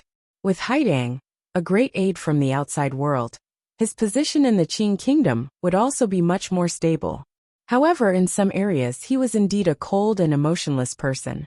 He still retained some of the ideas from his previous life. Unconsciously, he did not want his private matters to be connected to politics. Furthermore, Haitang might not be willing to marry him. Seeming to guess what Fan Xian was thinking, Lin Ruofu smiled slightly and said, "Actually, you and I both understand the development of this matter. Whether she marries into the Fan family or not is not a matter of importance. As long as she doesn't marry someone else, it's fine." Fan Xian nodded again and admitted that this old fox's thinking was the same as his. "I'll go see Wanner and Dabao." He stood and bowed respectfully to his father-in-law. Lin Ruofu thought for a moment and then warmly said, "You don't have to worry about Wanner. Although she has not been by my side since she was young, she is, after all, someone who grew up in the royal palace. Naturally, she will understand the reason." Fan Xian forced a smile and was speechless. He thought that this father-in-law was ruthlessly honest. However, thinking about it, hadn't Lin Ruofu and the eldest princess had a daughter before he had his meteoric rise? Thinking about it this way, it could be said that he understood. The matters of the previous generation were indeed more of a bastard than his own. He thought for a moment and then insisted, "I'm just going to see Wanner. This is the first time she and Dabao have returned to Wuzhou. The brothers and sisters-in-law in the clan have all worshipped the two of them in the sky. At this time, they should be playing in Yidongtian." Lin Ruofu gazed at his son-in-law with a not-quite-there smile. "If you have any room matters to explain, save it for tonight."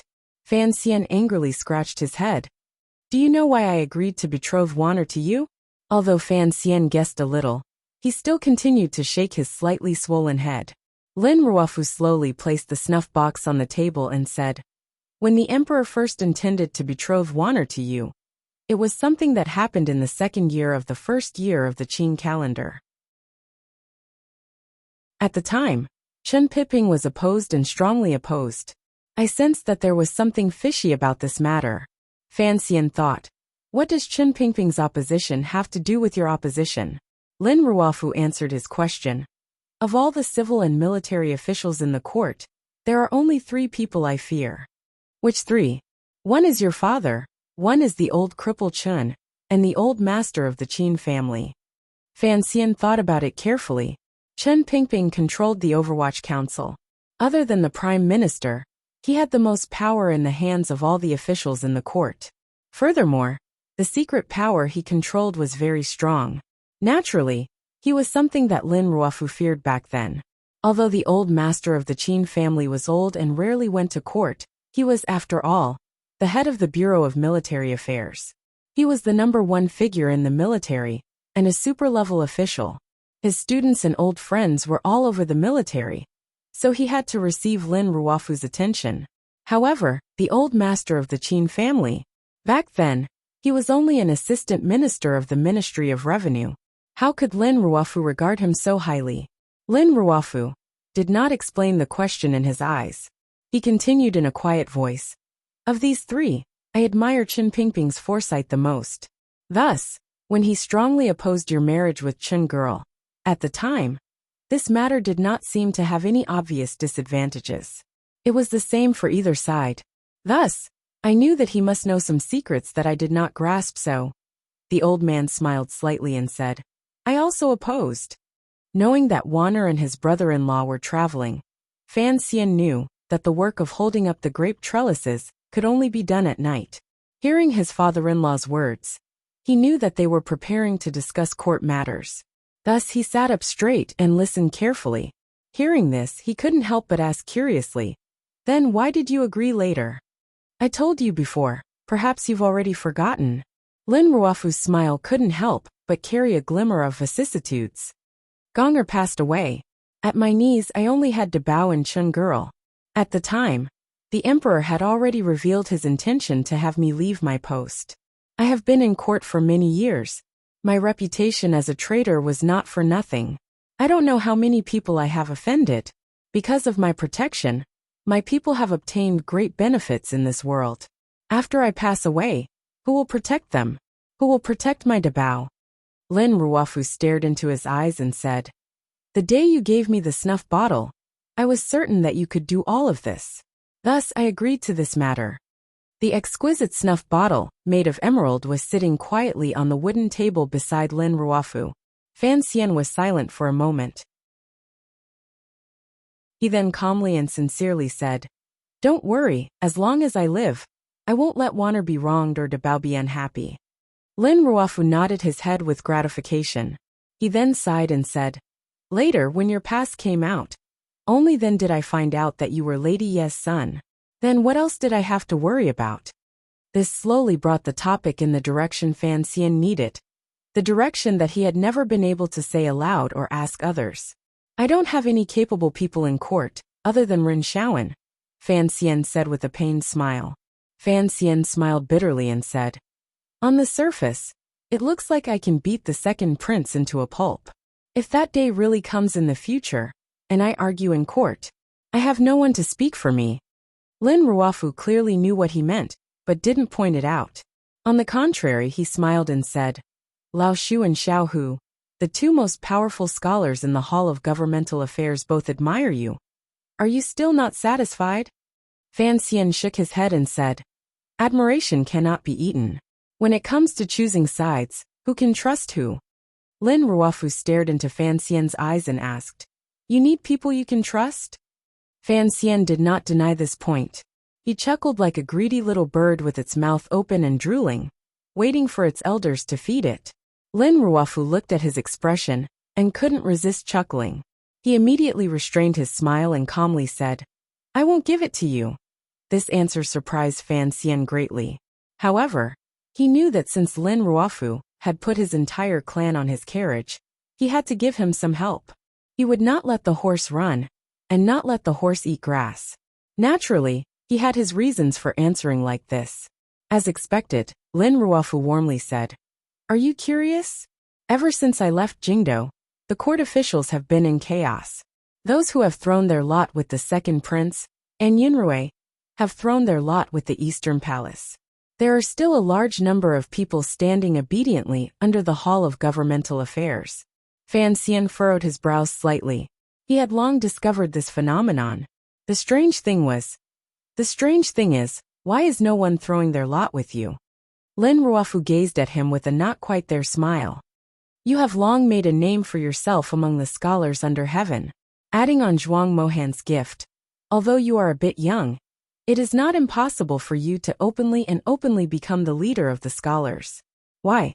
Why is it that other than Shaoan, a former colleague of Honglu Temple, who rushed to reveal his team, none of the civil officials in the court have come to throw their lot with you? In this past year, not a single civil official came to visit you. Until now, other than those 4 students of yours who are languishing in the various prefectures, you haven't developed any power at all. This was precisely Fan Xian's great confusion and headache. At the beginning, he had thought it was the emperor's art of checks and balances. Later, he found that the Qing emperor's focus on him was still on the military and did not care much about his interactions with civil officials. Thus, he had always been a bit confused. It was as if there was a hand in the unseen that had always been hindering his progress in that area. He raised his head in astonishment and stared at his father-in-law. Why?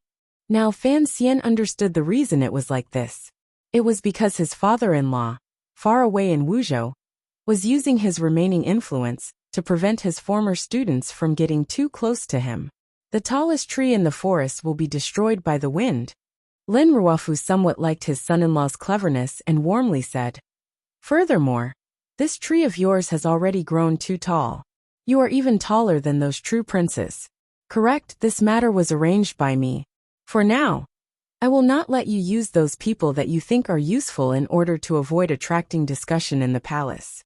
As for when to give them to you, the old man sighed. At the beginning, I stood too high and had no choice but to step down. How could I bear to let Wanner's husband repeat the same mistake? When the new emperor ascends the throne, I will give those people to you.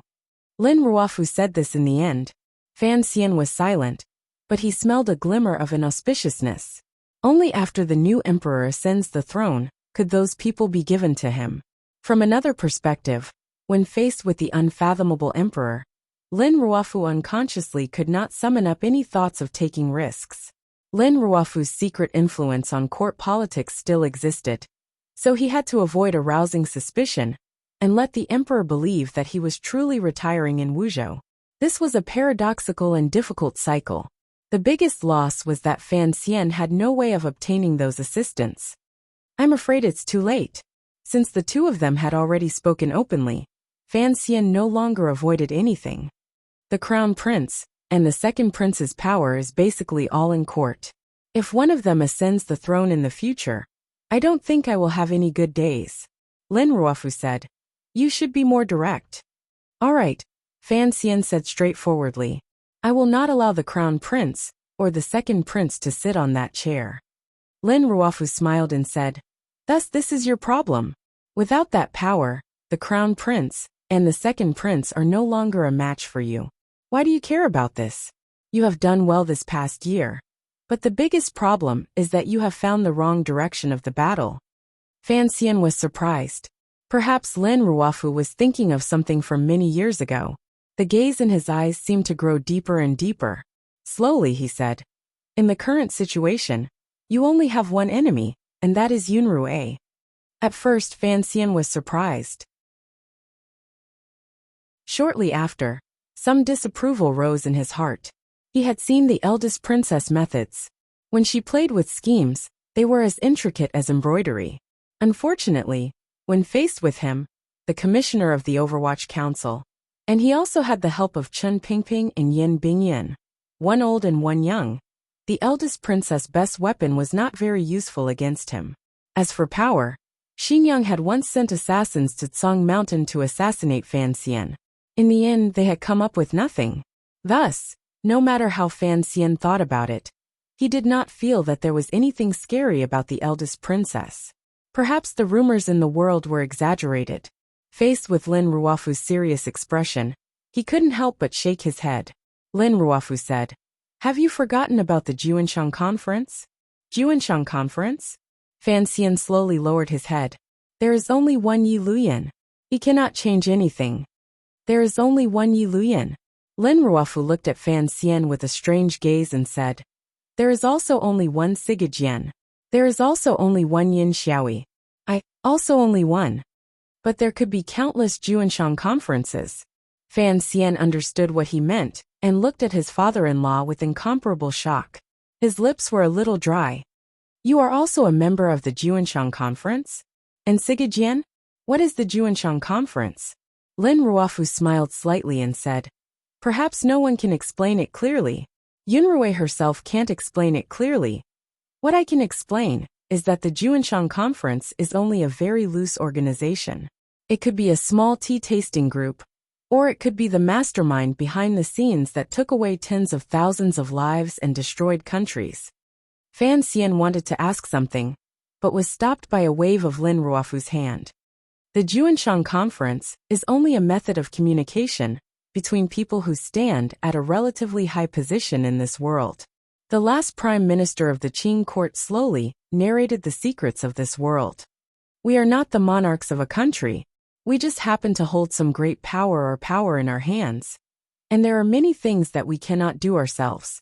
So we will use the Juanshang Conference as a channel to ask for help from our friends.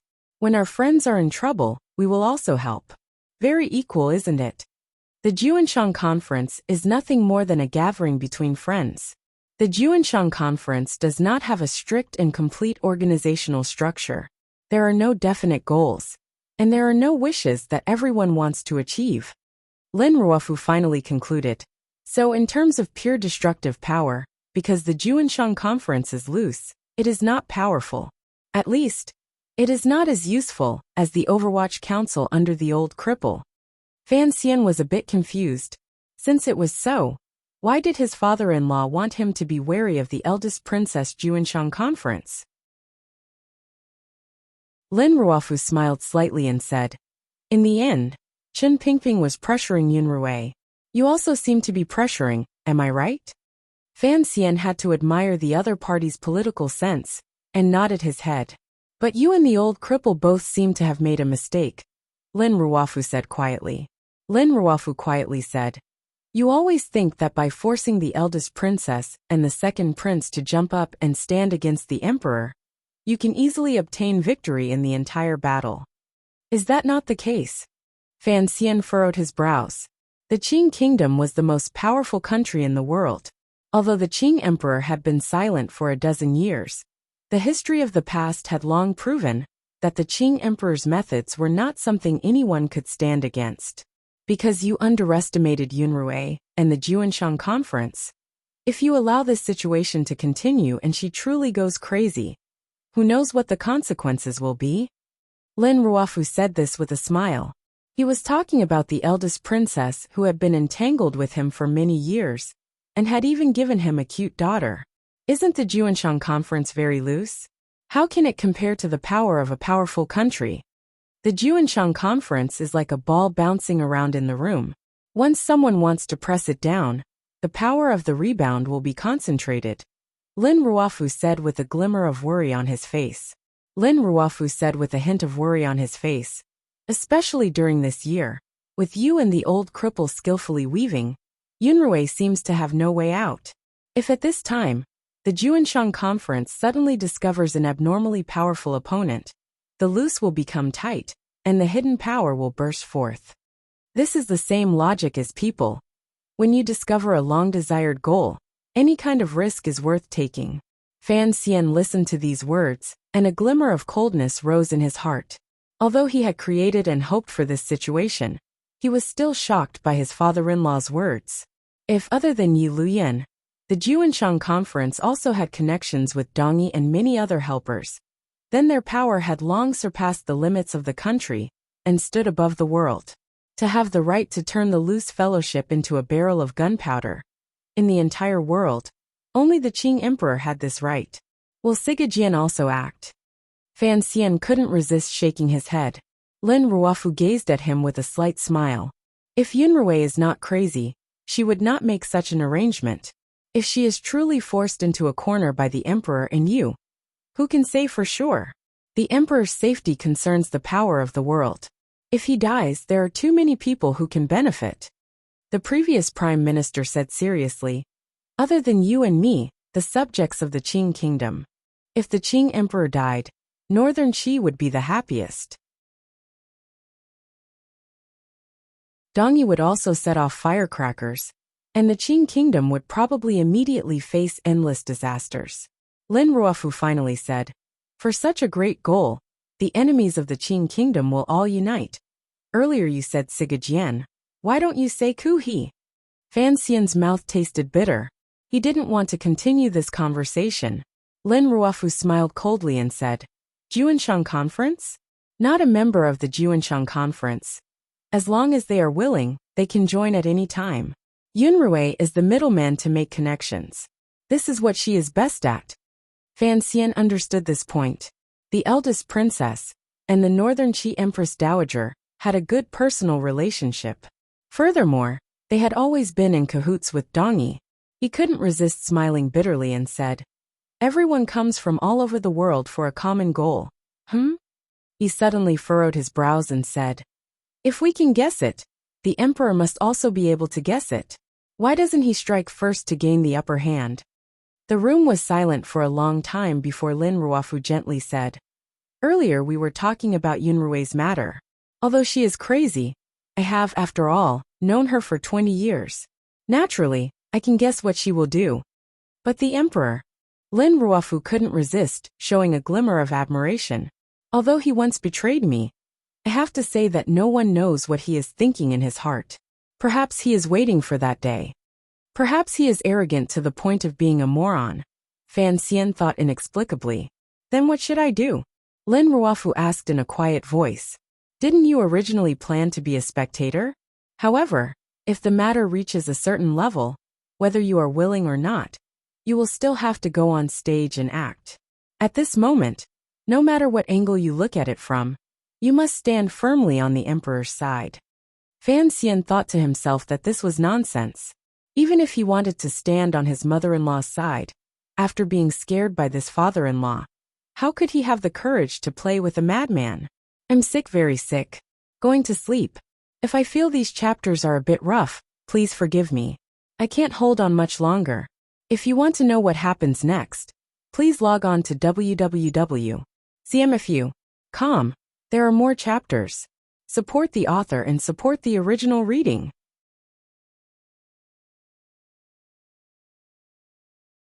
Chapter 416.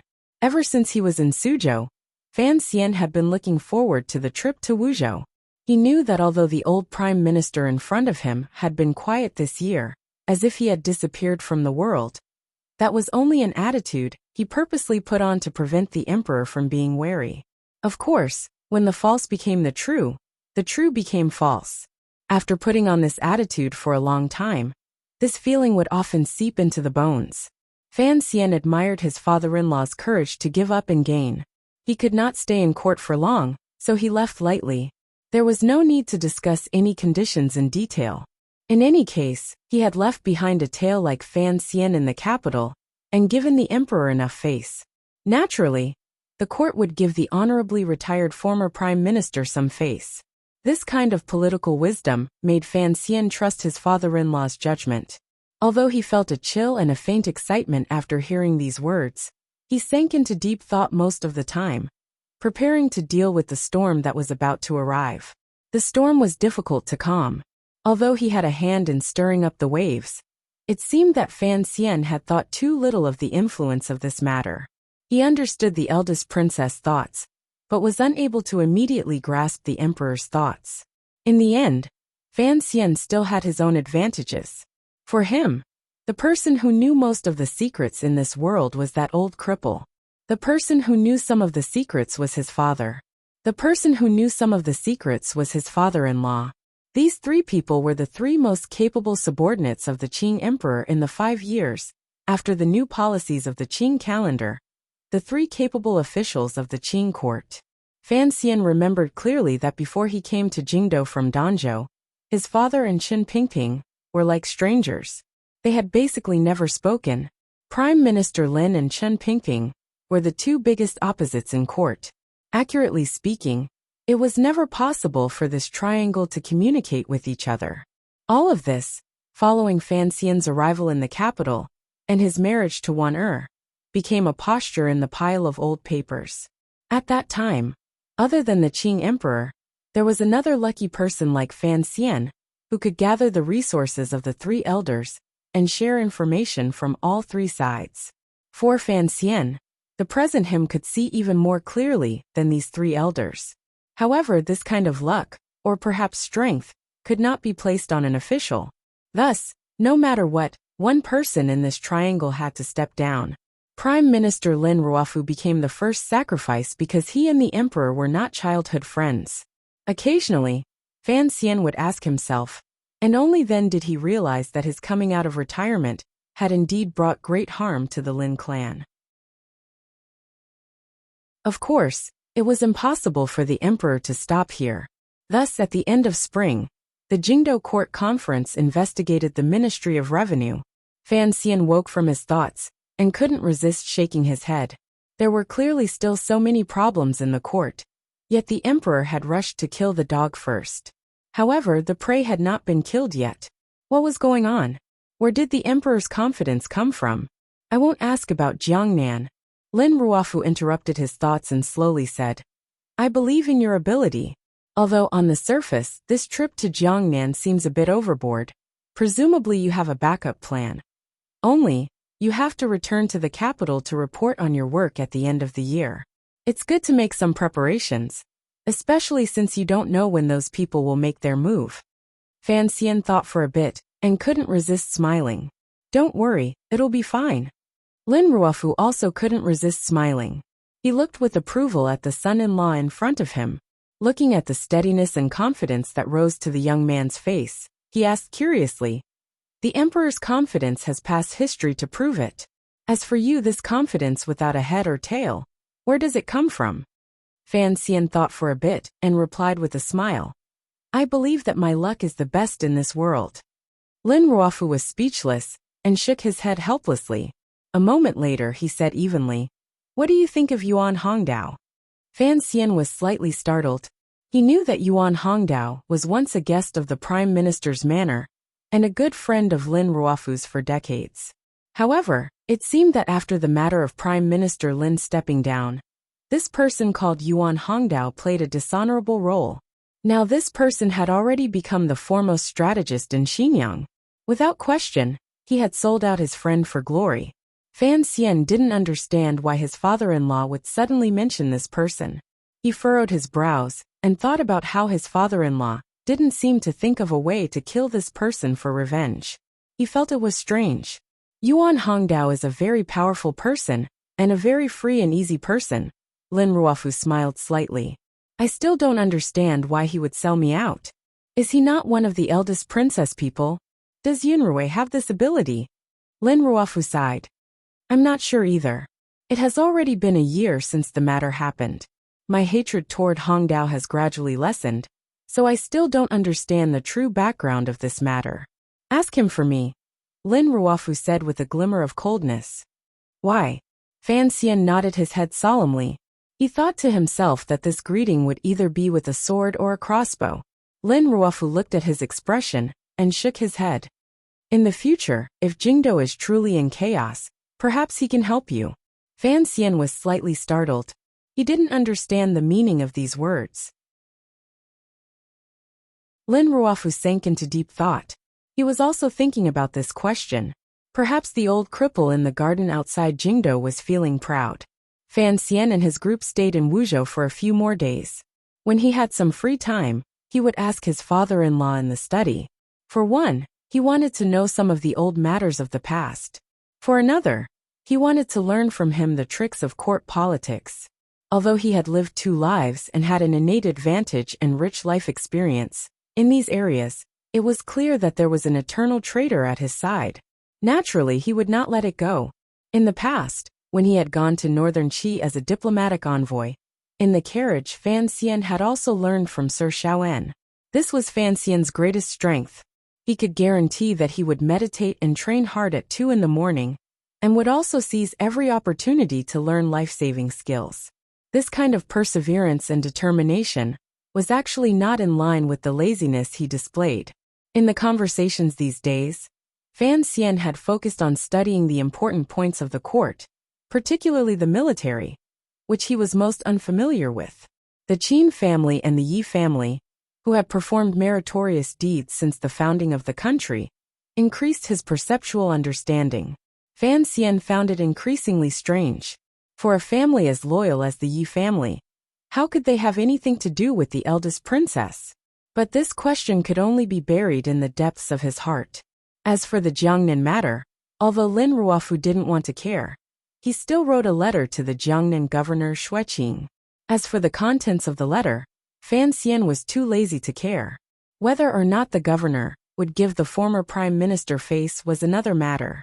What was important was that his father-in-law had analyzed Xueqing's personality for him. Xueqing was a close official of the emperor. He was a person who liked to perform meritorious deeds, and his thoughts were meticulous. This judgment made Fan Xian make up his mind. For this kind of official, the greatest hope was to become a famous official. Naturally, he would not step out and do those dirty things himself. In the future, he would use thunderous methods. As long as Xueqing could stay out of it, and give him a large amount of fame afterward, he would cooperate in secret. The palace treasury's smuggling was still going on. The investigation on the sea route was still going on. The exploitation and weakening of the Ming family did not stop for a day. According to the news from Suzhou, Ming Qing was playing both sides, but was unable to truly maintain contact with Taiping Money House. Without any other choice, he began to increase the amount of silver transferred from Zhaoshang Money House. Very good. Fan Xian thought to himself that as long as they passed that critical point, it would be time for the Ming family to be destroyed. Outside Wuzhou were all green mountains, so they blocked most of the blazing sunlight from the south. Additionally, the mountain wind was light and quiet, slightly brushing away the summer heat. It was truly the best place to pass the summer heat. Fan Xian and his group lived comfortably in Wuzhou. When they were far away from political matters, he would follow Wanner and Dabao to wander around the surrounding mountains, hunt some game, find some small streams, roast frogs, and tell Wanner stories about Ling Huguazi. There were also times when they spent the night in the mountains. At that time, the sky was filled with stars and was too beautiful to behold. The Magpie Bridge gradually closed, and the Milky Way went with the wind. Fan Xian held his wife in his arms and quietly teased her. In a loud voice, he looked at the stars at night. He didn't know whether the world would separate or unite. He only knew that the time of the cowherd and the weaver girl's year and day was coming. Far away from the troubles of the secular world, he was very happy. With great tacit understanding, the two of them did not bring up the matters of Suzhou, Jingdou, or any other place. They did not bring up Haitang, the eldest princess, or the emperor. They only occasionally talked about Ruoro, who was currently cultivating in northern Qi, the game prepared by the Tang family in the Fan Manor outside Jingdou, and the delicious drumsticks from Dezhou. Heading west, the two of them pointed out mountains and asked about mountains. When they came across water, they went in. When they came across a deer, they took pity on it. When they came across a lone wolf, they were fierce. They walked by a stream beside a forest and lingered in the clouds by the cliff. This was a rare moment of quiet interaction after marriage. It was as if everything beside them no longer existed. There was only Fan Xian and Lin Wanner. Wrong, there was still Dabao. However, Dabao's loveliness was that he was often quiet. This kind of life could not continue forever. If Fan Xian wanted to keep this kind of life, he had to leave the mountains again and walk into the world of mortals. Dabao is going to follow us? Fan Xian opened his eyes and asked curiously. Isn't it to send him to father-in-law's side to keep him company? Lin Ruofu lived alone in Wuzhou. Although there were countless disciples in the clan, there were not many who truly cared for him by his side. Wana was going to follow Fan Xian. If Dabao also went with them, who would keep the old former prime minister company? Without a child, it was like having no children. Fan Xian could understand this kind of loneliness. Father insists, Lin Wanner said quietly. Wanner said quietly. After these days of careful nursing by Fan Xian, in addition to playing in the mountains, Wanner's body had indeed recovered for a long time. There was a healthy flush on her slightly moist cheeks, and the eyelashes on her large eyes fluttered slightly. Fan Xian smiled and gazed at her. Gently holding her hand, he said, "Both are fine." A number of days later, the completely black group of carriages left Wuzhou and slowly headed east. Along the way, they passed a number of small cities and large mountains before coming to a fork in the road. They had already entered the territory of Dongshan Road. This fork in the road led to the two provincial cities under Dongshan Road. To the east was Danzhou. To the north was Jiaozhou. "Go to Danzhou and wait for me. I'm going to Jiaozhou to take care of some things." Fan Xian stood on the carriage and said evenly to Wanner in the carriage, "At most, I'll be 10 days late." Of course, Wanner knew what he was going to do in Jiaozhou. She sighed in her heart, but she knew that with the emperor's orders, Fan Xian could not refuse. She could only pile a warm smile on her face that reassured both of them. Sticking out her tongue, she said, "Don't go pick up flowers and grass." Fan Xian smiled embarrassedly and bowed to the ground. "Don't worry, wife. I won't go pick flowers on the side of the road anymore." De Bao, sitting by Wanner's side, had been sitting with a wooden expression the entire time. Hearing these words, he suddenly interrupted, "There are flowers in the garden." Fan Xian was slightly angry. Wanner was slightly hateful. De Bao didn't know what had happened. The three of them parted for now. Turning from the fork in the road, they had traveled less than 3 li when Fan Xian crawled out of the carriage. Stretching, he asked the subordinate beside him, "Are you ready?" "Everything is ready, Commissioner." On the side of the mountain forest in the distance, one could faintly see a group of grave and stern black riders carrying a cold murderous aura waiting there. Can't write more. Rest first. If you want to know what happens next, please log on to www.cmfu.com. There are more chapters. Support the author. Support original reading.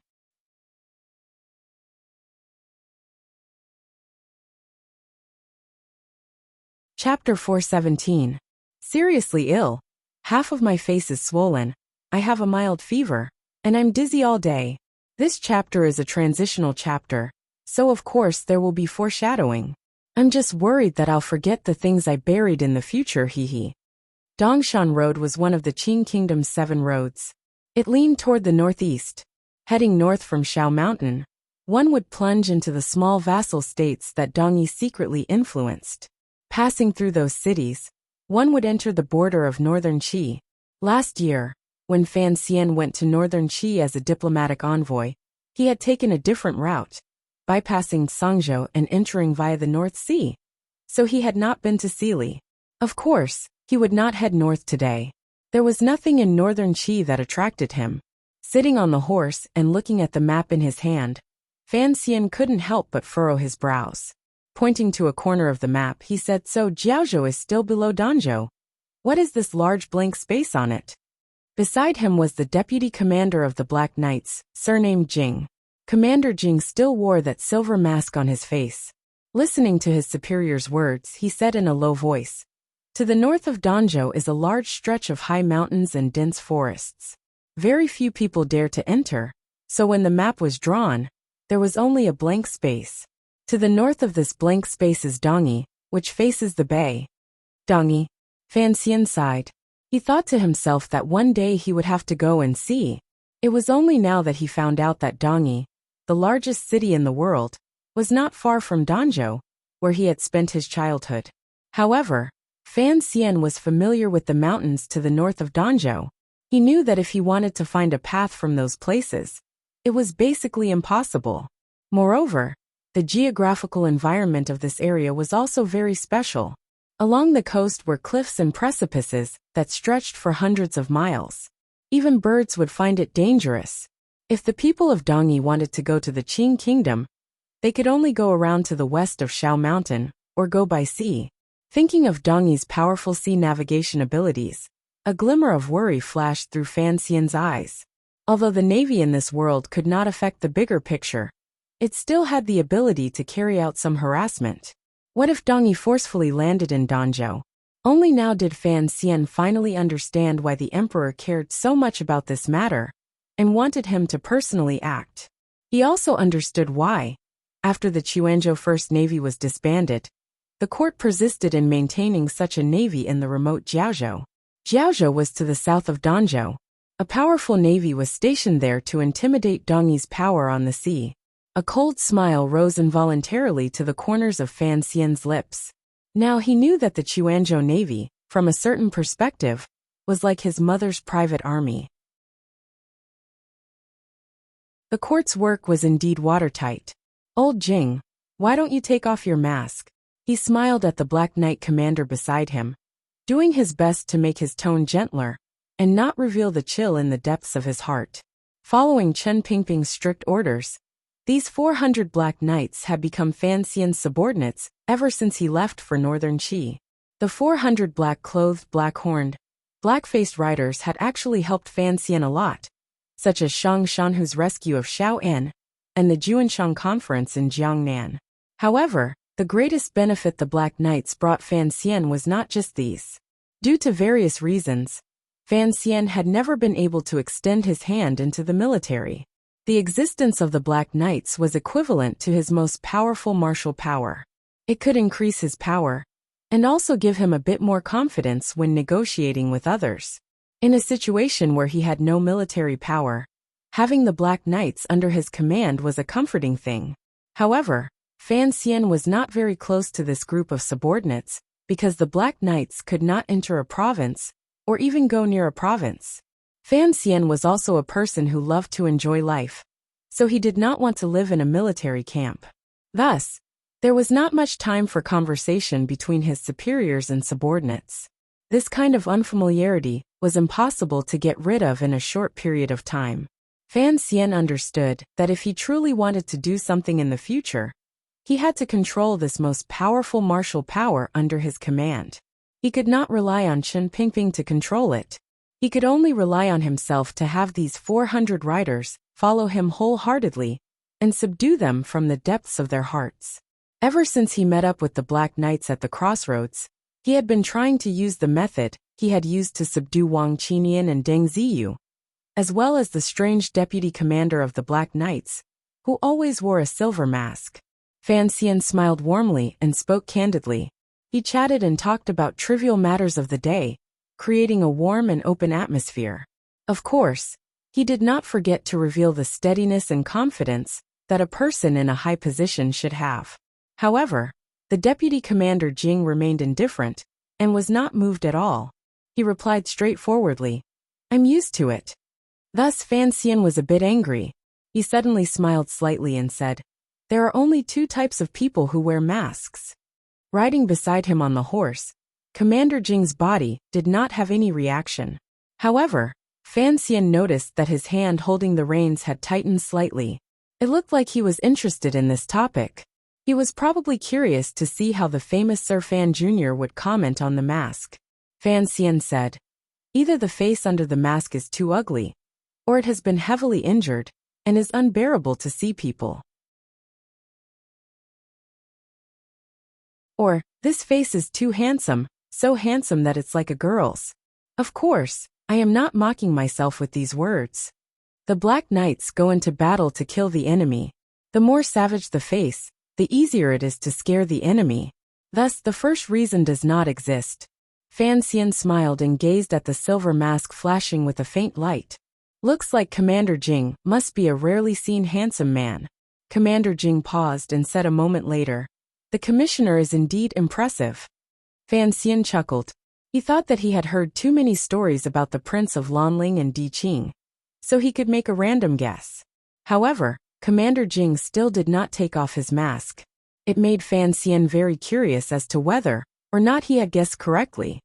"I still don't know your name," Fan Xian said lightly. He couldn't be bothered to do this kind of political work anymore. Commander Jing's gaze became serious. He held the reins in his hand and said seriously, "My surname is Jing, and my name is Wuming." Jing Wuming? How could Fan Xian not know the name of the most powerful martial commander under his command? He purposely pretended to be shocked, and thought of the strange association he had when he first learned this person's name last year. If you are Jing Wuming, then wouldn't I be Shangguan Demonist's father? Hundreds of riders formed into a thin line and headed northeast in the quiet valley. Scouts had been sent out at a certain distance in all directions, so they shouldn't be able to reveal their whereabouts. Fan Xian and Commander Jing were in the middle, and were slowly moving through the valley. At this moment, Fan Xian was smiling again, because of the association he had made in the past. Commander Jing glanced at him curiously and then said, "My surname is Jing. I don't have a name. I'm not called Wu Ming. A major figure of the 5th Bureau without a name? A Black Knight general without a name?" Fan Xian opened his mouth slightly, and couldn't resist sighing. He thought to himself, no wonder people feared the Overwatch Council like it was a demon. Under the influence of Chun Pingping, that old cripple, the entire structure of the Overwatch Council, the way the officials did things, and their backgrounds all carried a strange air. He knew this general would not lie to him and quietly said, "It's better to have a name." Commander Jing was silent for a moment, and then nodded. "Sir, please bestow a name." Bestowing a name, for the person bestowing a name, was a very high honor. Fan Xian was shocked and didn't dare to believe his ears. Turning his head back to look at the sincerity in the general's calm gaze, he knew he was not joking. He slowly lowered his head and thought seriously for a long time before smiling slightly and saying, "A single name, one Gu, with the courtesy name Jiwu. How about that?" Commander Jing had once been a hero in the military. It was only because he had offended the nobility that Chun Pingping had fished him out and placed him in the Black Knights. He was someone with some knowledge. Hearing this name, he immediately understood Commissioner Fan's meaning and was very satisfied.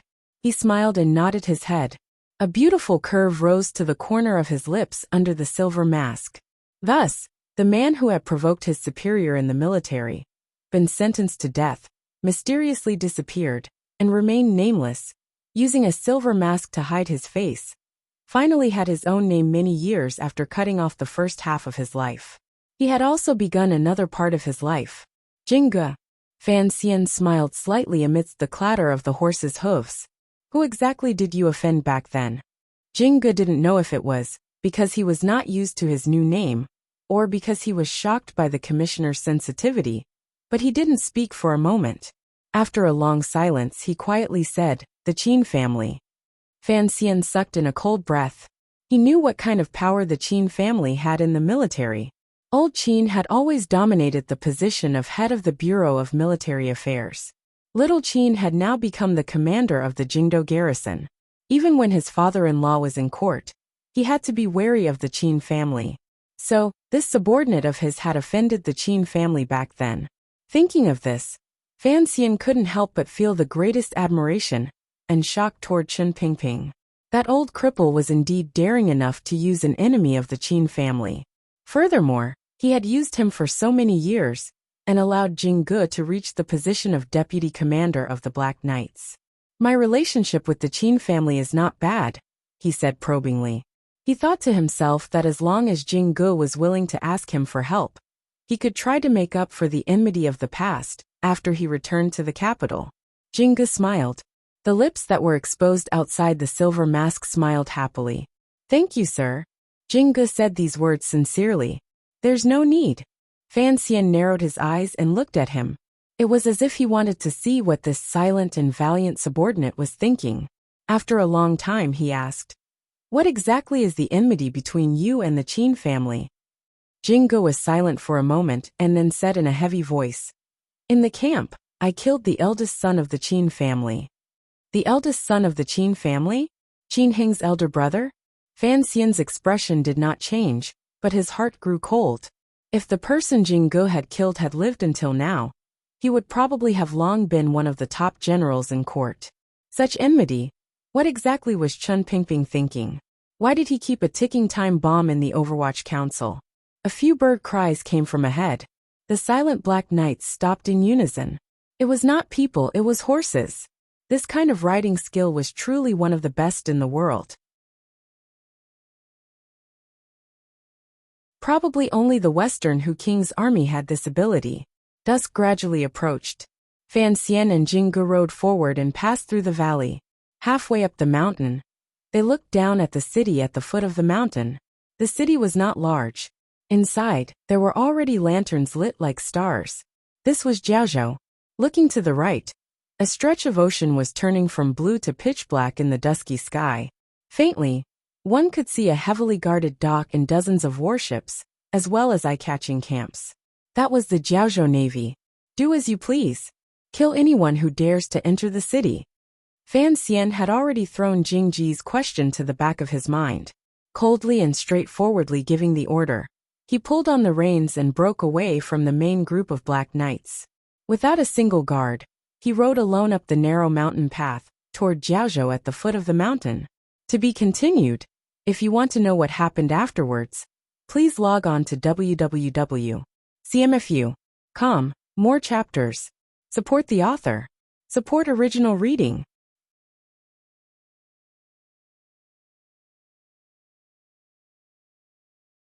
Chapter 418. The Black Knights headed straight for Jiaozhou.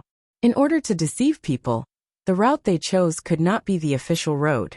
No matter how confident Fan Xian was, or how much confidence he had in the Black Knight's battle power, he could not have the extravagant hope that once chaos broke out, with just 400 riders, they would be able to forcefully suppress one of the three great navies of the Qin kingdom. Thus, he could only quietly enter the city and not shoot.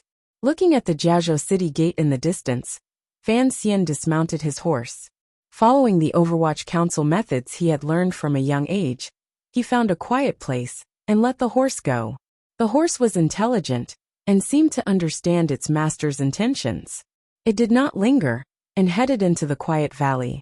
In a moment, it disappeared without a trace. It was not that Fan Xian was unwilling to kill the horse. The smell of blood was truly unnecessary. On the contrary, it would bring some trouble. After confirming that the horse would not reveal his whereabouts, he sat down under a tree and dug a small hole beside him. Taking off the clothes on his body, he buried them in the ground.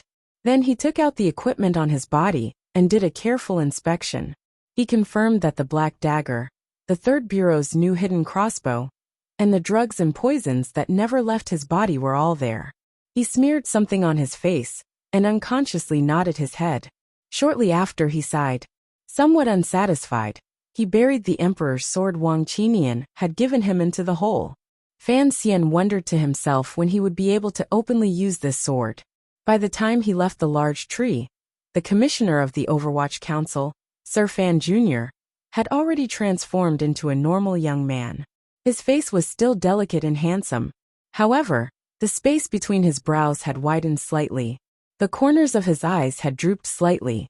He had lost some of his heroic spirit and gained a glimmer of sincerity. He was already a completely different person.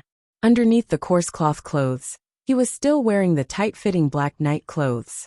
Fortunately, the material was first-rate and breathable, so he did not feel very hot. Following the rarely traveled mountain path toward Jiaozhou, the sun had long sunk below the mountain behind him. A dusky twilight enveloped the surroundings. In the last moment before the Jiaozhou city gates closed, Fan Xian walked to the city gate and obediently handed over his travel permit. He then answered a few routine questions from the city gate soldiers and easily entered the city. The travel passes made by the Overwatch Council were not fakes. Rather, they were the real thing. Naturally, no one would discover any problems. Furthermore, when Fan Xian answered the questions, although he was respectful, there was not a trace of panic. Jiaozhou was by the sea, and there were many people coming and going. The city guards had long become used to it, so they did not place much importance on it. Passing through the city gate, Fan Xian rubbed his eyes and smiled. Like a traveler who had come from afar, he used a curious gaze to examine the surrounding residences and scenery. However, he did not dare to be too leisurely. His footsteps did not slow, perfectly playing the role of an outsider busying himself with business. Jiaozhou was indeed different from other provincial cities. Although it was next to the sea, the commerce, or more accurately the retail trade, was not developed. It was clearly the busiest main road through the city, but there were not many shops on either side. Even if there were some, they were half hidden. There were no signs, making it impossible for outsiders to see what kind of business was conducted inside. The entire city appeared solemn and calm. There was less of the smoke and fire of life, but there was more dignity. As Fan Xian walked, he paid attention to these details. He knew that this was because the Jiaozhou Navy was permanently stationed here. Jiaozhou was far from the central plain. It was truly a place where the mountains were high and the emperor was far. The navy itself had tens of thousands of soldiers. This power was truly terrifying. Compared to the enormous navy, the local power in Jiaozhou appeared insignificant. The highest official in Jiaozhou was just a Zhizhou. In front of the admiral of the navy, he still had to be well behaved. Furthermore, all of Jiaozhou's economic affairs were at the whim of the navy. The daily necessities of the navy's tens of thousands of soldiers, other than being allocated by the court, were requisitioned from nearby. Although it made the people of Jiaozhou angry, it also brought a kind of abnormal prosperity. At least they didn't have to worry about not being able to sell their food. It was because of these reasons that Jiaozhou was like an enormous navy logistics base. It was like a delicate maiden beside a large man. She could only accept it, but she could not make many complaints. With such an enormous entity as the navy at its side, Jiaozhou also carried a strong military aura. The best areas in the city had all been requisitioned by the military. The largest mansions were all lived in by the high-ranking officers of the navy. The best girls were all occupied by the navy. Although the court had a clear order that did not allow the garrisoned officers to live in neighboring provincial cities, everyone knew that this rule had long lost its use. Not only in Jiaozhou, but in all the provincial armies, and even the border armies. As long as they had some power, they were not willing to live in miserable tents. Instead, they would buy houses and women in the provincial cities. The Black Knights were an exception among exceptions. Fan Xian raised his head to gaze at the brothel with red lanterns hanging high and couldn't resist smiling. In a place with so many hills, the brothel business would not be bad. However, he didn't know if the navy soldiers would renege on their debts. However, according to the news from the council, although the Jiaozhou Navy was the emperor of Jiaozhou, they never ate the grass near their nest. In the past, they ate the grass on the sea to the south. Fan Xian lowered his head and walked quickly past a large manor. The manor took up a lot of space, with flying eaves and flying phoenixes.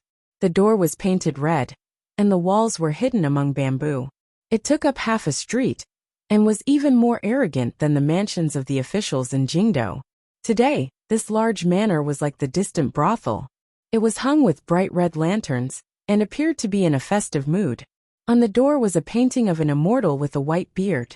Looking at the appearance, it seemed that some important person was having a birthday celebration. What was at odds with this joyous atmosphere were the soldiers standing guard at the entrance of the manor. The soldiers' faces were dark, and the color of water rust could be faintly seen under their ears. Presumably, they were people who had lived on the sea for many years. These soldiers did not look sideways. Their faces were solemn, as they vigilantly watched the people passing by in front of the manor. There were not many people who dared to stroll in front of the manor, so most of their mission was to check the guests. Although the guests, other than the superiors of the navy, were all officials of Jiaozhou, as well as a few wealthy merchants who could stand in public. There were even a few merchants from far away in Jiangnan. These soldiers still did not relax. They carefully checked the gift boxes to ensure that no one dared to bring a weapon in. Today was the emperor's birthday banquet, so they had to ensure that nothing went wrong. Other than the front door of the manor being heavily guarded, Fan Xian quietly circulated his jinshi. He had long heard that there should be a number of nails hidden in the secluded areas of the manor. He walked quickly past with his head down. A strange smile rose to the corners of his lips. He clearly saw the strength of the guards stationed at the corner of the street outside the manor. At the same time, he drew a map of the surrounding terrain and deeply imprinted it in his mind. In the past, he had only walked once in that enormous royal palace and remembered all the small paths clearly, much less such a large manor. Leaving behind the liveliness and the sounds of greetings behind him, he made the blinding red of the red lantern disappear into the darkness. Fan Xian pressed his lips together. His gaze, intentionally or otherwise, glanced at a spot under the wall by the street. He saw a familiar secret mark and turned to enter, walking all the way to the end of the alley. It was a dead alley. Fan Xian raised his head to look at the wall across from the dead alley, and shook his head. Pushing off with the tip of his foot, his entire body rose lightly. Placing his palm on the top of the wall, he flipped over. Silently, Fan Xian, who was disguised as a commoner, once again disappeared into Jiaozhou. Behind the wall was a small courtyard. The place was not very quiet and secluded. One could faintly hear the sounds of the street a few rooms away. Although the house had 6 rooms in the front and back, it looked a bit old. It meant that although the people living here were not common people, their days were not very good. Fan Xian stepped onto the stone steps, pushed open the door, and walked straight to the main seat. Picking up the teapot beside him, he sniffed, poured himself a cup of tea, and drank it. From the side came the sound of panicked footsteps. The owner of the footsteps walked into the room and found a young man he did not recognize sitting there. He was about to ask questions when he saw the hand gesture made by the person's fingers. He couldn't help being surprised and happy. "Teacher, you finally come." Fan Xian smiled and put down the teacup in his hand. Gazing at Hou Jicheng's thin face, he couldn't resist saying, "You've come to Jiaozhou to be an official. I thought you would be able to take care of your shriveled body. How come you've become even thinner?" After Hou Jicheng met with Yang Wanli on the Jiangnan levee, he had spared no effort to rush to Jiaozhou to take up his post. The journey had been tiring. In addition, he had to secretly investigate those shocking matters for Fan Xian, so the pressure on his mind was great. He had been in Jiaozhou for almost a month, but he had not made any progress. Deeply afraid that he would hinder his teacher's important matters, he had been unable to sleep for a number of nights. Presently, his eyes were sunken in, and his cheekbones were protruding. There was nothing of the free and easy appearance of the past Jingdo rainy day scholar. He smiled bitterly and self-mockingly said, "I don't have the ability to look at the affairs of the world with a smile, teacher." Fan Xian sighed. Although Hou Jicheng's thoughts were the most meticulous and his actions were the most ruthless and daring of the 4 people under his tutelage, it could be seen that a scholar was, after all, still a scholar. Logically speaking, this matter should have been handled by the Overwatch Council. However, Fan Xian had arranged for Jicheng to come. One reason was to shock the Jiaozhou officials. Another reason was because he had a selfish motive. After Jiaozhou fell into chaos, there would certainly be people who would be demoted, and people who would receive merit.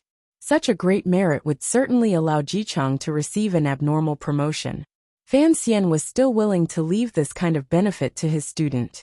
However, it could be considered the price for him to be shocked. "After you arrived in Jiaozhou, were there any abnormalities?" Fan Xian asked calmly. He did not ask about the matter of the Jiaozhou Navy smuggling, because he knew that it was impossible for Hou Jicheng to clearly understand the dirty matters in officialdom in such a short amount of time. Hou Jicheng thought about it and said, "Everyone in the world knows that I am your student, so these officials are quite courteous to me. Even the generals in the Navy are very tactful. It is just that I don't know much. I've only heard some rumors." Fan Xian nodded. This was a situation he had long guessed. He thought for a bit and then said, "Admiral Chang Kuan is holding a birthday banquet today. Did he not invite you?" Hou Jicheng paused and said, "I am only a minor official, but it should be to give you face. This admiral also gave me an invitation.